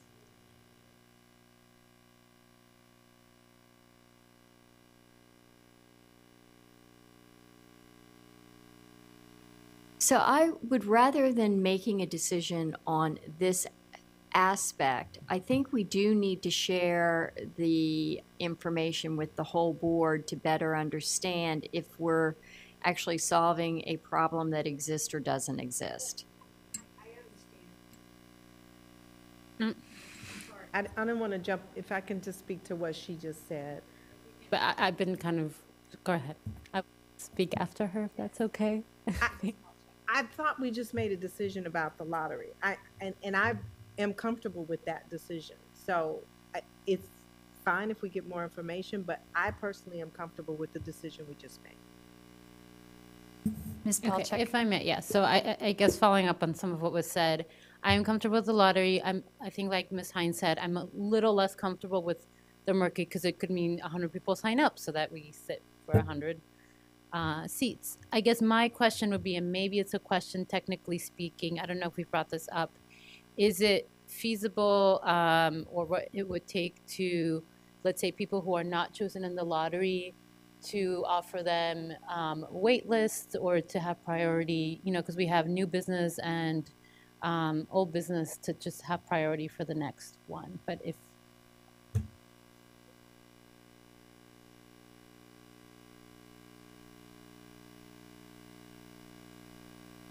no, so I mean, my preference would, right. So my preference would just be, we have a lottery. Those who do not make the lottery are on the wait list for that evening. If people do not show up, they have priority, and people can also sign up that evening. So I would only add that to the lottery, is that those who don't make it in the same order that the lottery comes out, we create a wait list. I don't know how my colleagues feel about adding that to the lottery. As long as they're there that night, so we can let them know. You are welcome to share your comments with the full board, and you will also be on the wait list if you would like to join us. So thank you, Ms. Palchuk. Yeah.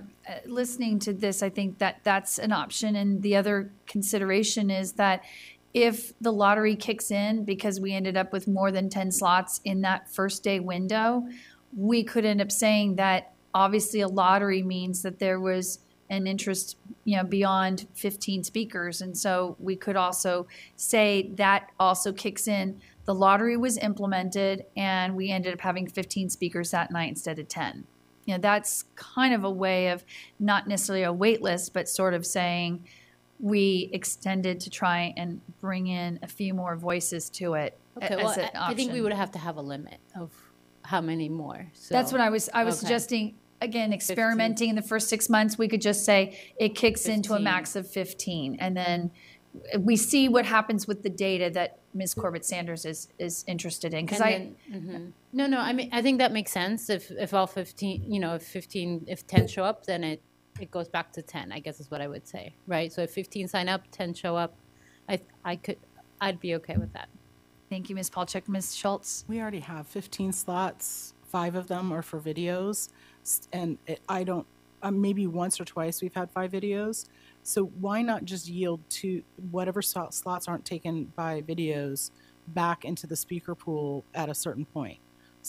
We have 15 slots. And so just don't ignore the empty slots of not getting filled by videos. We've theoretically already set that aside on our agenda because we can have 5. So if 10 people sign up and there's 3 additional, I mean, if there's 13 people sign up, there's only 10 slots, but we only get 1 video, let the other 3 people speak because the slots are there. So Ms. Schultz, what you're saying is that we would basically look at our 10 and 5, and you're technically saying up to 15 on that first day of registration. And so if we end up with 16 slots, then it's a lottery to get those 15. No, I think we intended to allow for an additional engagement through video. And so I would say that after the Monday, you know, if people sign up for a video slot, if those slots aren't gone and there are more speakers who signed up, then you give back the additional video slots. Okay. So, Madam Clerk, as Ms. Schultz was describing, right now we have two sign-up processes. One is you're signing up to speak before the board. One is you're signing to submit a video. Is that correct?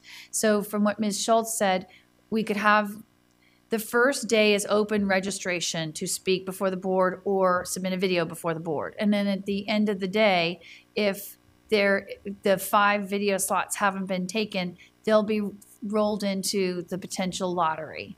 Okay. That be, okay. I think there's another consideration. I did. I looked at you, but didn't. I think there's another consideration because we talked about having additional spots for groups, and so we haven't made a decision regarding that. We have not yet. Yeah. First, it was just a matter of registration. So we have consensus at the board that, and again, this, as I understand, Ms. Corbett Sanders. So we'll leave the work session. This is going to get posted as an action item because it was already posted for new business.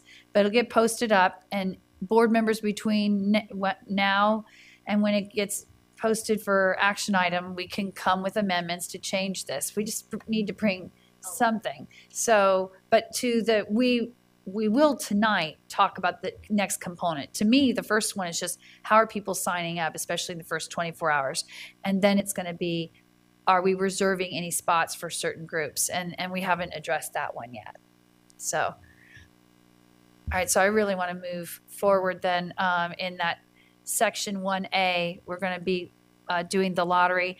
When I look at Section B, under speaker substitutions are not permitted, what I heard from people saying is there's kind of a mix. Some were saying, you know what, let the public come and speak as they want to, and especially since we're going to do the lottery now, I think you're less likely to have this concern that certain people are holding spots for other people. So we may not necessarily need to tackle that one just yet. We could put it in a parking lot to see if it's needed. Ms. Hines. My only suggestion might be that we stop allowing people to make substitutions during the week before the meeting by calling the school board office. That's the only thing. They can make substitutions on the night. Does that make sense?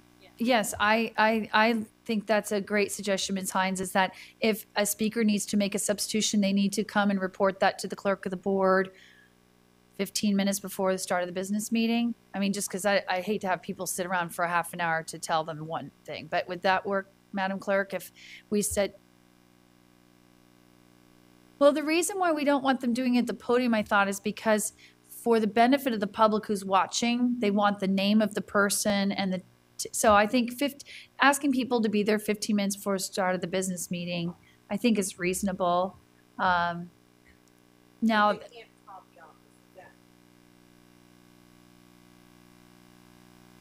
oh, she's saying they can't call the office and change things. Right, I'd like to vote on that one thing.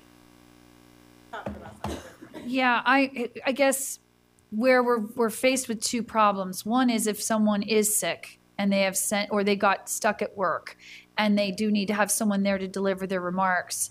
I don't want that person to necessarily lose their opportunity. They fully prepared to speak before us. They had earned a slot through the lottery or otherwise. We haven't got to that. That's not what she's talking about. She's talking only about...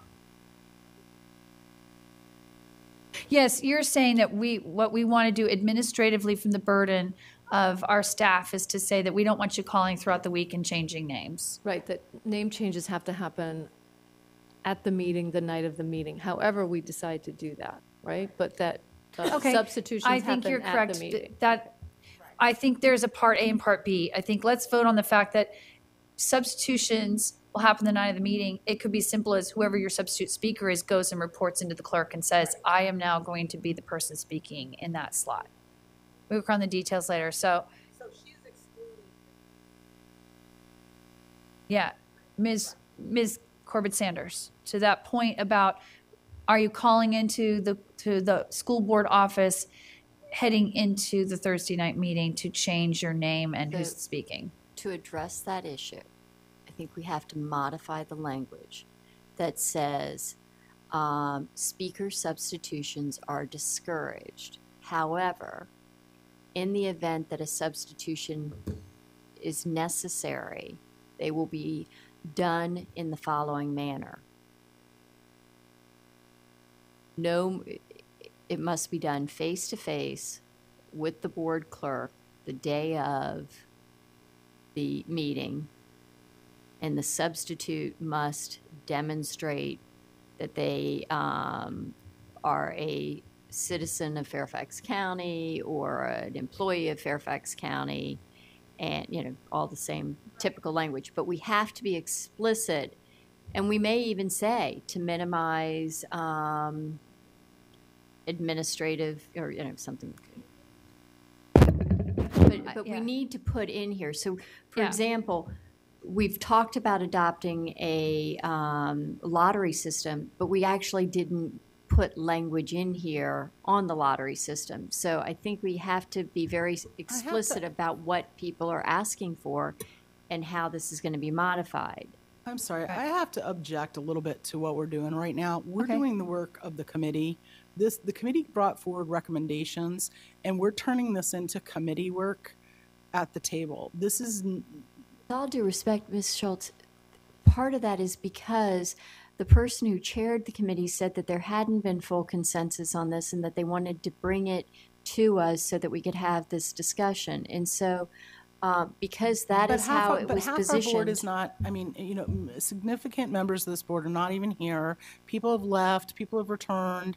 I mean, I just feel like we're doing this on the, this is when our work gets messy, is when we try to do work on the fly and wordsmith live and then immediately come to consensus. That's why I was thinking, maybe what we're doing is getting a general direction, bring it back to PEC, and we'll work on language and bring language back to the board. I'm fine with that. I just was concerned because what was laid out was that this was going to come to the board for a vote. And I think before we left tonight, we needed to have some consensus on what that language was going to be. Yeah, I think instead we should put off the vote of the board until PEC works on language. I agree. Okay. No, this came out of PEC. It should just go back to PEC. So I appreciate what everybody's saying. I mean, this was done by PEC a while back, and then just was a matter of our work sessions are so backlogged. So the suggestion that we get high-level input, as we're doing right now, to give back to the PEC to then fine-tune the recommendations, and then it will come back to, once they're done with it. Here's my request that I would like support from board members here tonight. This will go back to PEC. It will be at the top of the agenda list. So the very next PEC meeting, this will get deliberated, and recommendations will then come back to the most current, or the most the soonest. Thank you, God. It's been a long day. The quickest work session possible. I worry about the fact that we have some things that literally go and die in our subcommittees. So this to me is fine that we're going to take this, send it to PEC, bring it back as soon as possible. Thank you, Ms. Hines, for this linguistic help here. I think that is actually probably will make us all a lot more comfortable tonight. Can I see support, again, giving guidance to PEC that any substitute changes will take place the night of the board meeting, and the substitute speaker will need to demonstrate their employment status or residency status in Fairfax County. Okay. All right. Again, this will come back to PEC to get its cleaned up language. Okay. In terms of the other areas in Section 1A, just for moving forward, I did not see that anybody else had any specific desires to change the context of that language in the Section B. So if you look at Section B, except for that, Ms. Schultz, you did bring up the language in the existing language where it says the school board chair may make exceptions about who may address the board during citizen participation. Ms. Schultz, you suggested that we would want to have a little more clarity on that, that it's the chair may make exceptions should an elected official or another. I would just, again, instead of wordsmithing at the table, I would just put this back to PEC. You want to spotlight that that sentence it for has- clarity. It needs some degree of codifying in that language. Okay. Could I Yes, Mr. Moon. I don't want to necessarily make it more complicated, but under A, first line, we have a Fairfax County and city residents and non-Fairfax County business partners. Now, the other ones who can sign up.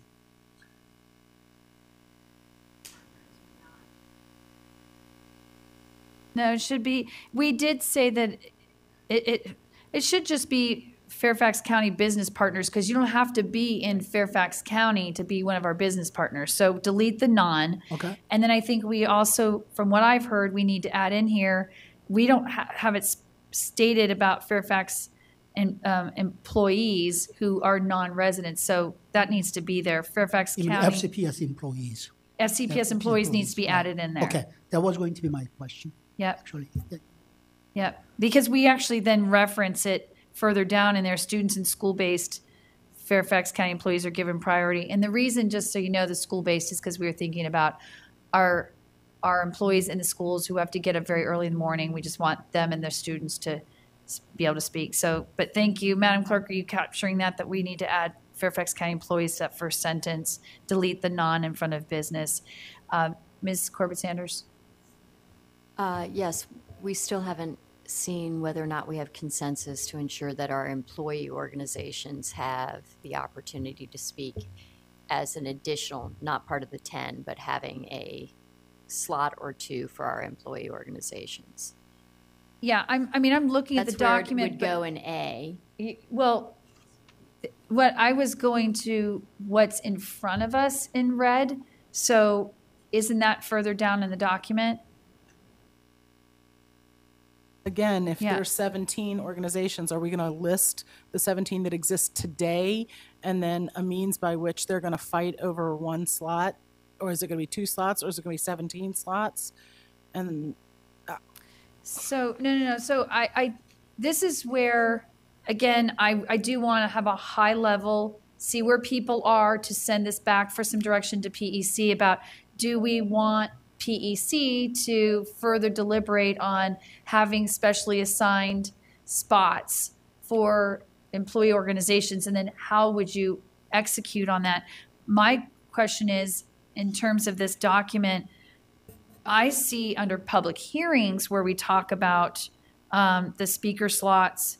Ms. McLaughlin, Yeah. sorry, I don't know if I remember us talking about this or if this was a recommendation that came from the public on the employee spots. I think we had discussed giving them like the day before if they wanted to sign up and have that priority.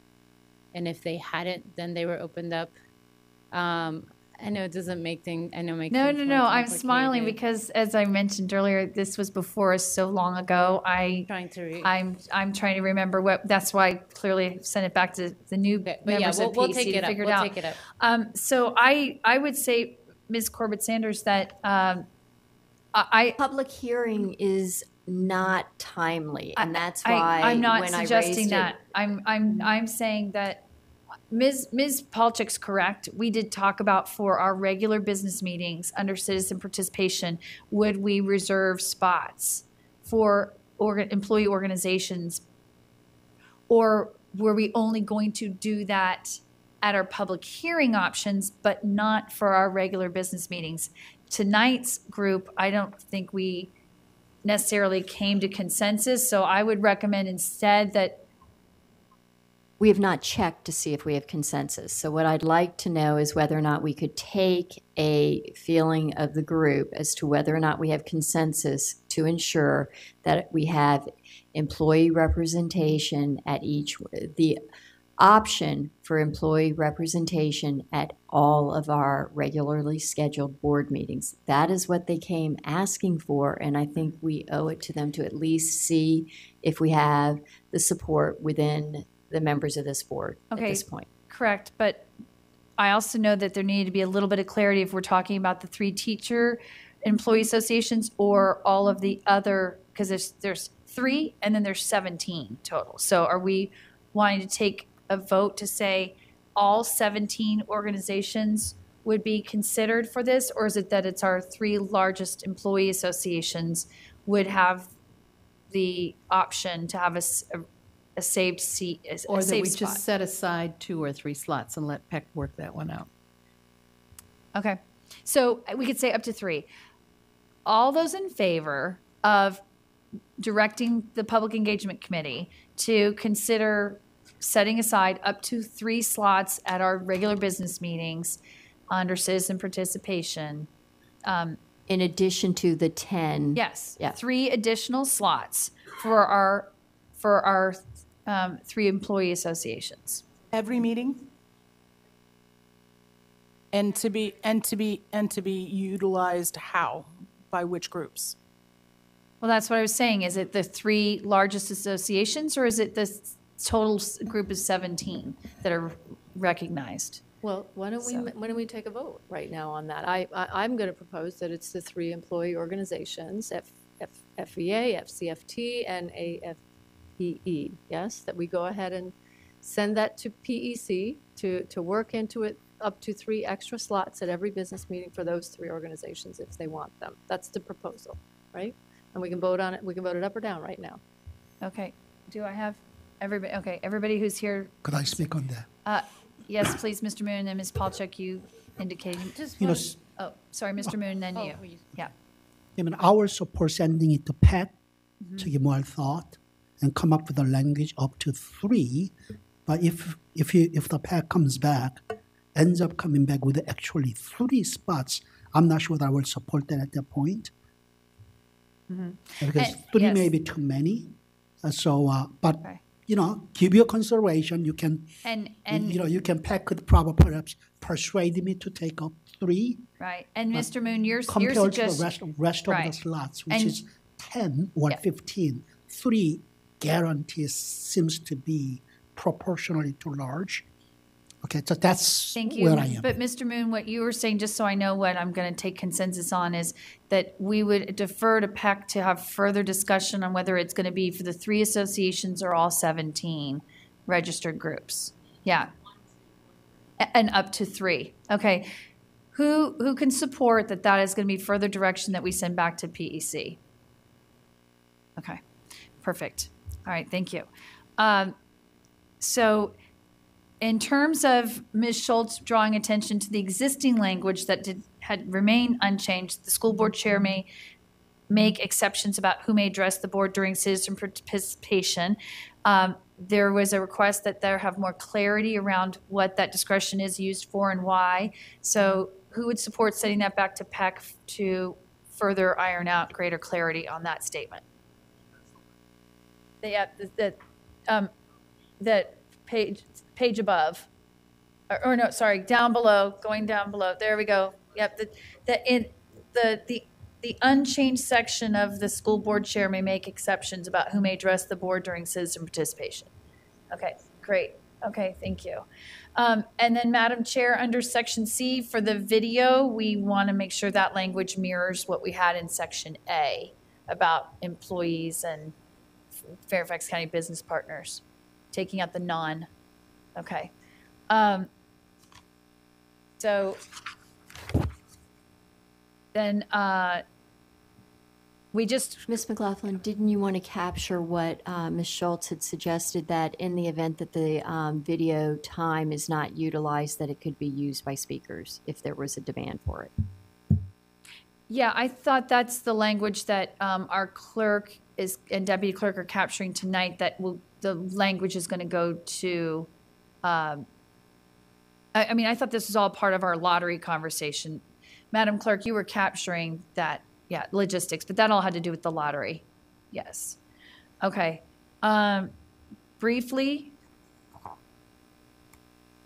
if we want to just, I did not hear anybody wanting to talk about any other changes to the video submission language, but under section 2 for public hearings, Madam Clerk, I do want to ask real quick before I start to call on board members, is it says at the second the second section where it says at the October and March public hearings, a total of 16 speaker slots will be available.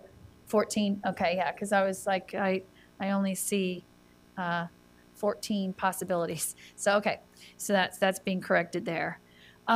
So to my colleagues, I know this should hopefully go quicker and be less stressful because we're not having to make a permanent decision tonight on what's going to go up before us to vote on. But I do want to just, again, for the sake of PEC's expeditious work on this, to have people weigh in on this notion that we do want to, in our first board meetings in March and October, that we would set aside 30 minutes for people to be able to almost have like an informal public hearing. So what that would end up looking like is whether it starts at 6:30, because our business meetings always start at 7, and I think we want to stay consistent with that. So we delineate it out, but say that, outside of our normal scheduled public hearings for the year, we will do the informal public hearings 6:30 on those 2 months. So I see that Ms. Hines, Ms. Schultz, Ms. Strauss.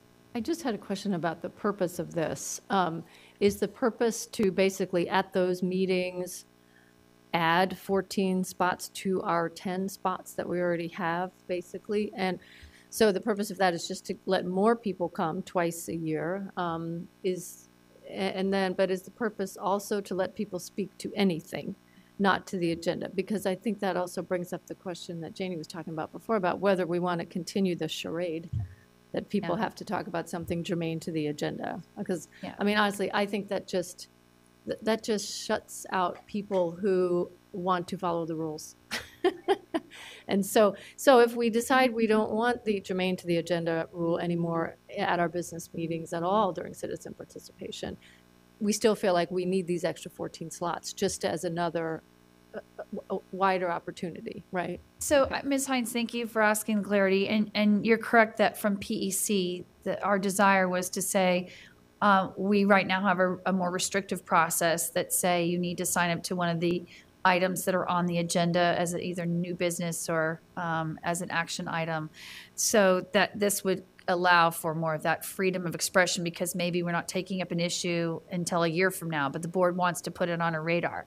So I very supportive of this, but to what Ms. Strauss had brought up earlier, and the debating and the deliberation tonight about who follows the rules and all that, the reality is that I understand that prior boards put in that restriction and request that you speak to the topic that's on the agenda, and that's simply because if the board is voting on something, it's timely for us to be able to hear from those who are going to speak to a new business item. So we might have amendments, or to speak to the action item, so we know before we make our vote that night. So as much as people get around it, I actually think we ourselves, through empowering the chair, need to be a little more bold in sharing with the community that if it's a night where it turns out we have empty spots, that the lottery didn't kick in, I think we can give some latitude. But I do think that it's important for us to keep reminding the public that the reason we have the structure in place is to ensure that people speaking before the board and the votes we're going to be making, it needs to be honored. And that might open up a whole much larger can of worms, but at some point we have to speak about the fact that especially within the last year or two, I think people have gotten extremely creative about saying I'm speaking to this, and really it's something entirely different. So I know it's triggering a lot of hands being raised now. So I want to first honor everybody who is in the queue. So right now, Ms. Hines, it was your turn, and you'd asked me the question about what's the point of this. And so hopefully that was my long-winded way of answering Yeah, that. so whether it has, whether we're not, we don't need to talk about sticking to the agenda if we just want to add these 14 slots twice a year anyway, regardless, right? Yes, So, thank okay. you. So what I have now is Ms. Schultz followed by Ms. Strauss, and then Ms. Palchuk, did I see you signal you wanted to speak? No. Okay. Oh, Mr. Moon, sorry. And Ms. Corbett-Sanders. Okay. So I feel like this was a noble attempt. The problem is that what you're talking about doing is not, in fact, a public hearing, because a public hearing is about something that's advertised. It's a topic. And really what you're doing is you're opening up an additional public comment period to the board, which really is more appropriately an additional number.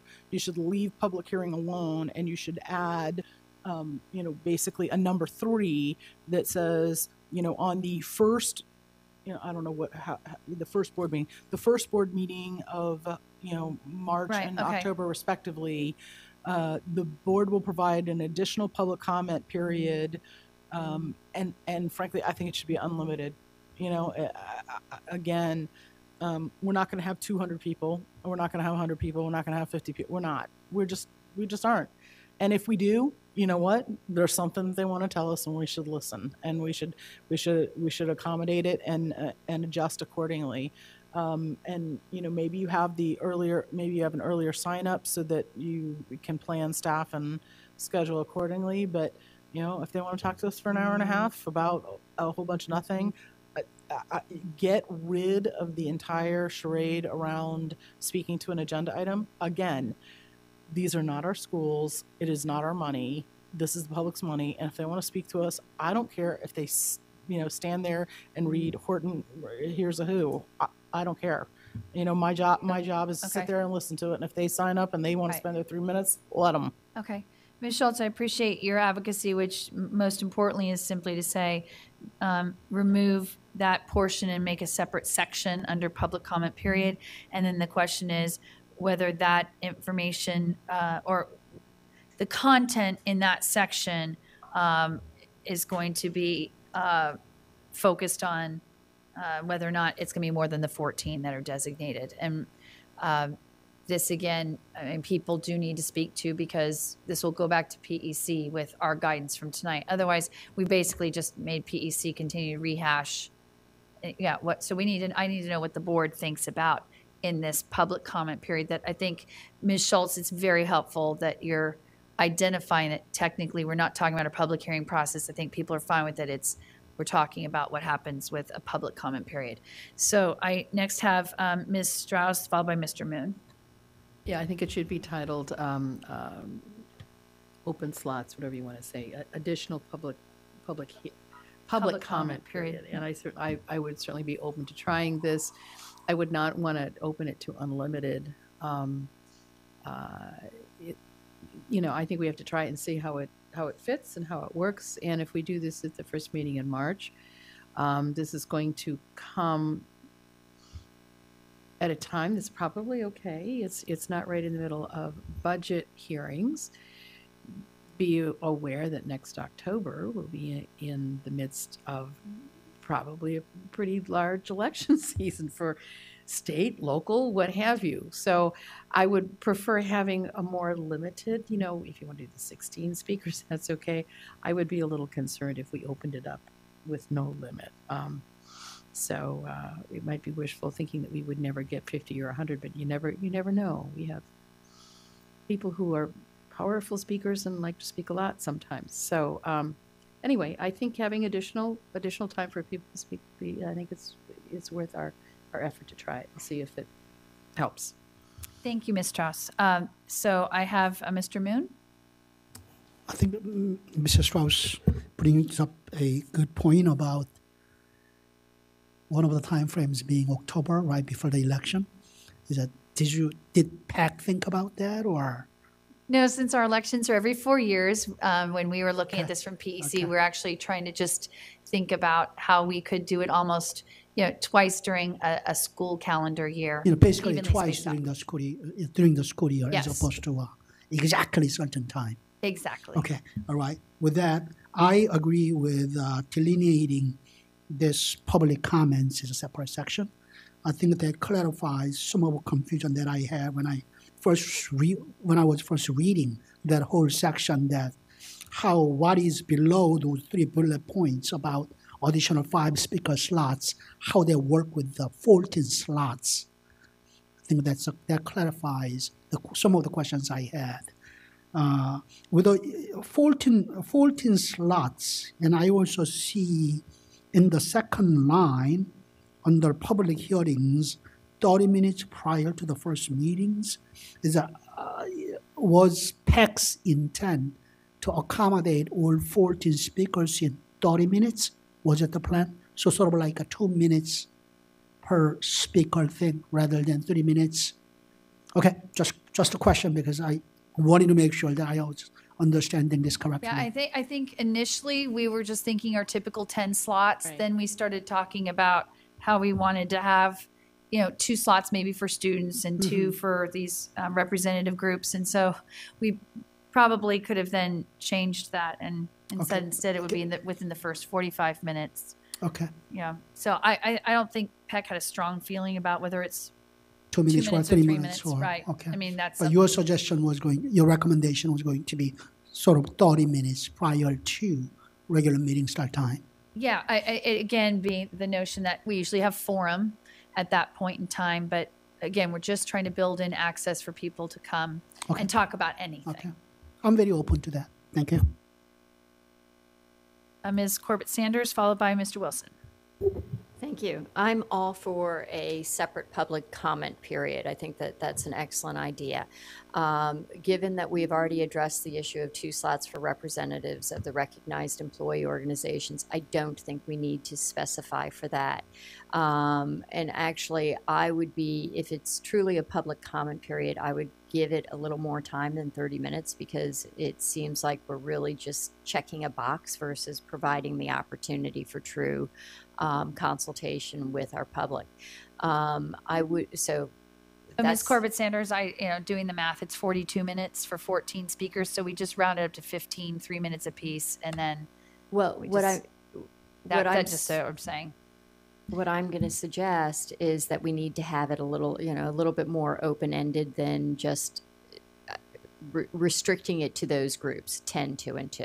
Because yes, thank you. I was only going with the 30 minutes. We would just say make it 45 so everybody knows they're getting 3 minutes still. So I think, going back to it, if what we are trying to do is engage the public and provide a vehicle for the public to talk to us about any subject, including if they wanted to come to us and say, we want you to look at a policy doing X, Y, and Z, whatever it is. So Ms. Corbett Sanders, are you saying just don't have these categories, just make it 15 people? No, I'm saying get rid of the categories. Right. And perhaps give it a little more time. So maybe, at least an hour. Okay. And then as far as the timing of it, I agree that it's problematic. I think that we're better off putting that it would be 2 times during the year and not to coincide with the public hearings on the CIP and budget or boundaries. I appreciate that. Clearly distinguishing that it's Sure. it's a citizen participation process versus, and I'd call it actually our public engagement hearings or something like that. Okay, thank you. I mean, I will just say one thing to keep in mind about why we would maybe delineate October and March, because in a non-election year, October tends to be a little quieter because we're moving into a school year and we don't have a lot of action items in front of us. And same with March. And what I think is important for the public is for them to start to get used to a schedule of the board, which is they can always count on the fall, public engagement period happening in October. Otherwise, if we keep moving it around based on this year, it's going to be in November, next year will be in September.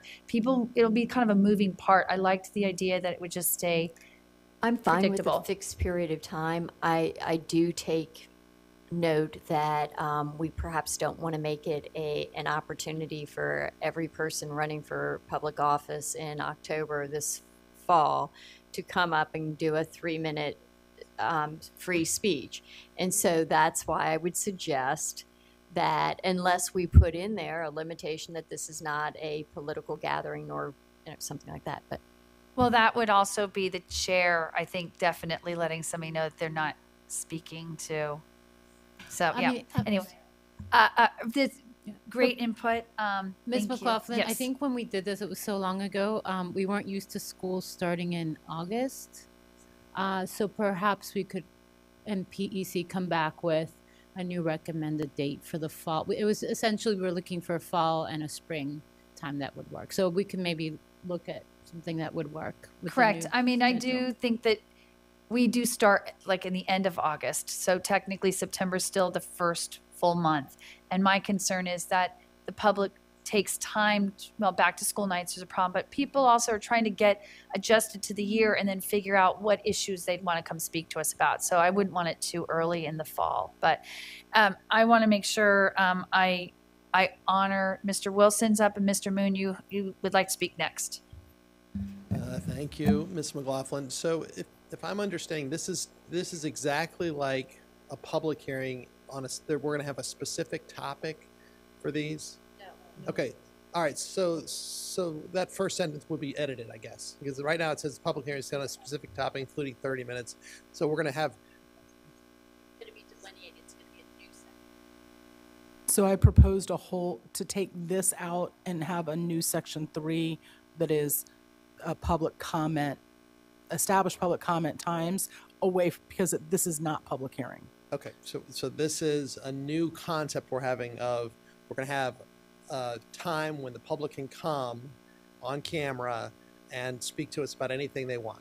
Yes. This is like it's Yeah. sort of a new thing we're doing, right? It's not a citizen participation at a meeting. It's not a public hearing. This is just twice a year we're going to have an open mic night. Yes, okay? yes, thank you. Okay, so Because Mr. Wilson, keep in mind, again, by our guidelines, people are supposed to speak to the agenda at citizen participation, and at public hearings, they're speaking to the issue. So Right. this is the only, twice a year you can speak on anything. Okay, I just want to make sure that I understood, because obviously PEC brought it to us under the public hearing, which does have a specific topic. So I was trying to make sure I understood that we've now changed. Okay, so Mr. discussion. Wilson, this is more like a sort of the administrative layout. So our clerk came with us with suggestions. Right. We just didn't think to break it out and rename it something else. But certainly the intent of PEC is exactly what we're talking about right now, which was a Open separate mic night. open Okay. mic night. I think that's a great idea, and I think that my feeling would be, this is exactly the concept that I think would fit in on those meetings where we have topics that have generated a lot of interest in the community, and that's why my feeling is let's make the board accessible to the public as much as possible. And if there's a great interest to speak, I think we could have these not just twice a year, but whenever we have topics that are of concern, that maybe there might be multiple topics on a given agenda some nights that have great interests from advocacy groups, from citizens, from taxpayers, whatever. And I think this is a good idea. I think we ought to have a mechanism that triggers this so that we can put into place this open mic concept so people can come and speak to us. So what I am hearing from board members tonight is that, this will be our best attempt at trying some new approaches to enhance public engagement. And then we may see after we do it this coming spring at a March open mic night, it, allows the board to say, hey, let's expand this and Right. provide more opportunity. But we got to start somewhere. Yeah, and I think in the spirit of sort of an open mic, I think you do want to just eliminate categories and allow for expansion for the public to come. So, if there's a really topic that draws a lot of interest, we have to have the capacity to expand to allow them, because it's not an open mic if we're going to say only the first 12 people that show up or 14 people get to speak. Great. Thank you, Mr. Wilson. Okay. Next I have Mr. Moon. For the timing wise, I was going to suggest that rather than October, just to be on a cautious side, because we don't want to politicize this to be a sort of candidate for, and do after election. Okay. Yeah. Yeah, I think that's good guidance to PEC to firm up that language and say that it might be, mid-November and mid-March, something like that. Okay, is there anybody else who wanted to speak on this area, which we are now designating public engagement period or public comment period? I'm kind of partial to comment because I think people just understand what public comment is. If we call it public engagement, they're going to wonder, is that we're going to engage with them in a dialogue as opposed to the comments? They're coming to a comment. So, and then if you notice in the remaining part of the document under numbers 3 and 4, the substitute speakers was just, again, focusing on that subsection on public hearings. So is there anything else any other guidance that you all want to give back to PEC? Can I say something? Is this the place to say that we may want to consider having more opportunities than 2 per year? Is that, I know I went out to another meeting and came back, so I'm not sure what part of the meeting I landed in. Well, yeah, Ms. Keys-Gamarra, I appreciate that you were trying to be at both an advisory committee meeting and coming back in here, and we're very happy that you elected to come back in again. So I will give you the privilege of speaking to whatever part of this work you want to. Well, that's the only thing that I wanted to just kind of have the board and perhaps the committee consider, is having those opportunities perhaps quarterly. I think somebody else may have mentioned that. But that is something that I would be willing to consider. And that could be based on topics as well, But I think the more opportunities we have, the more that the community will feel that they have access. So, Ms. Keys-Gamarra, I think what I'm hearing you say is that in support of what Mr. Wilson was proposing, which is beyond right now, the Public Engagement Committee had brought up saying we do these public comment periods twice a year. Yours is, or as an as-needed basis. Right. That if the board or additional public comment periods established by the board or approved by the board. Okay. Thank you. Did anybody else signal that they wanted to speak? Madam Clerk, the one thing I'm just reading the document for clarity, and I don't know if anybody else can help just before we send this back to PEC, is the way this is numbered. So again, it's 1, 2, 3, 4. I'm trying to understand with number 3, where it says substitute speakers, and the first word we're opening with is the same substitute speaker guidelines that apply to regular meetings apply to public hearings. I'm a little worried that kind of just seems sort of random. It's not, there's nothing that leads up to what that is. So I believe through tonight's work session, we had a lot of conversation about what we want to do with substitute speakers and that process and policy. And so I think it needs to, everything we talked about earlier this evening needs to be put into this category here and put in ahead of that statement that like the same guidelines would apply. That would almost be like the last tagline under that section, along with the other administrative piece. So can I see, does anybody want to speak to this, or do you all agree that what we discussed earlier about how we're going to handle substitute speakers all needs to be put within that section? Okay, so yes, Ms. Corbett-Sanders.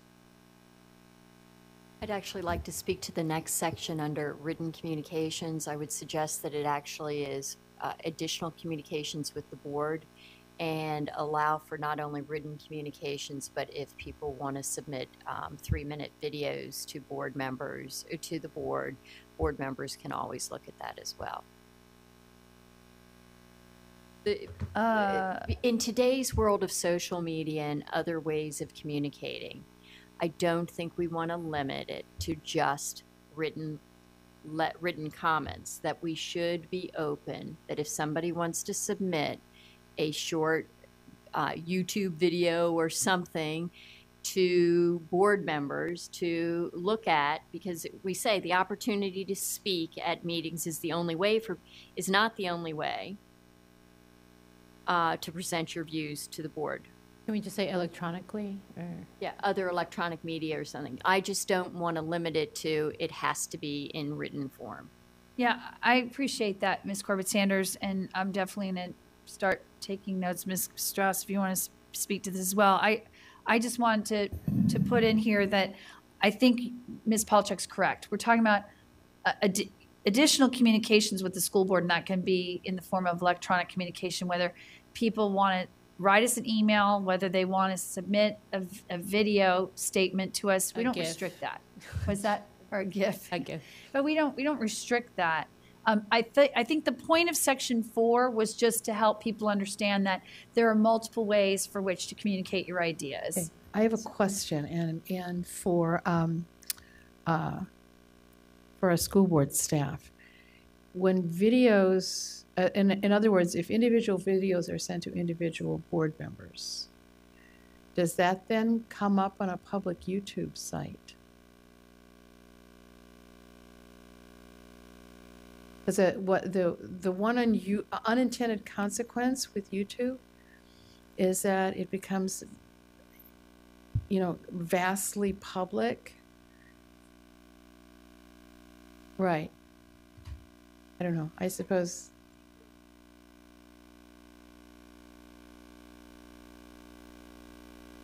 Then okay, well, I'm just.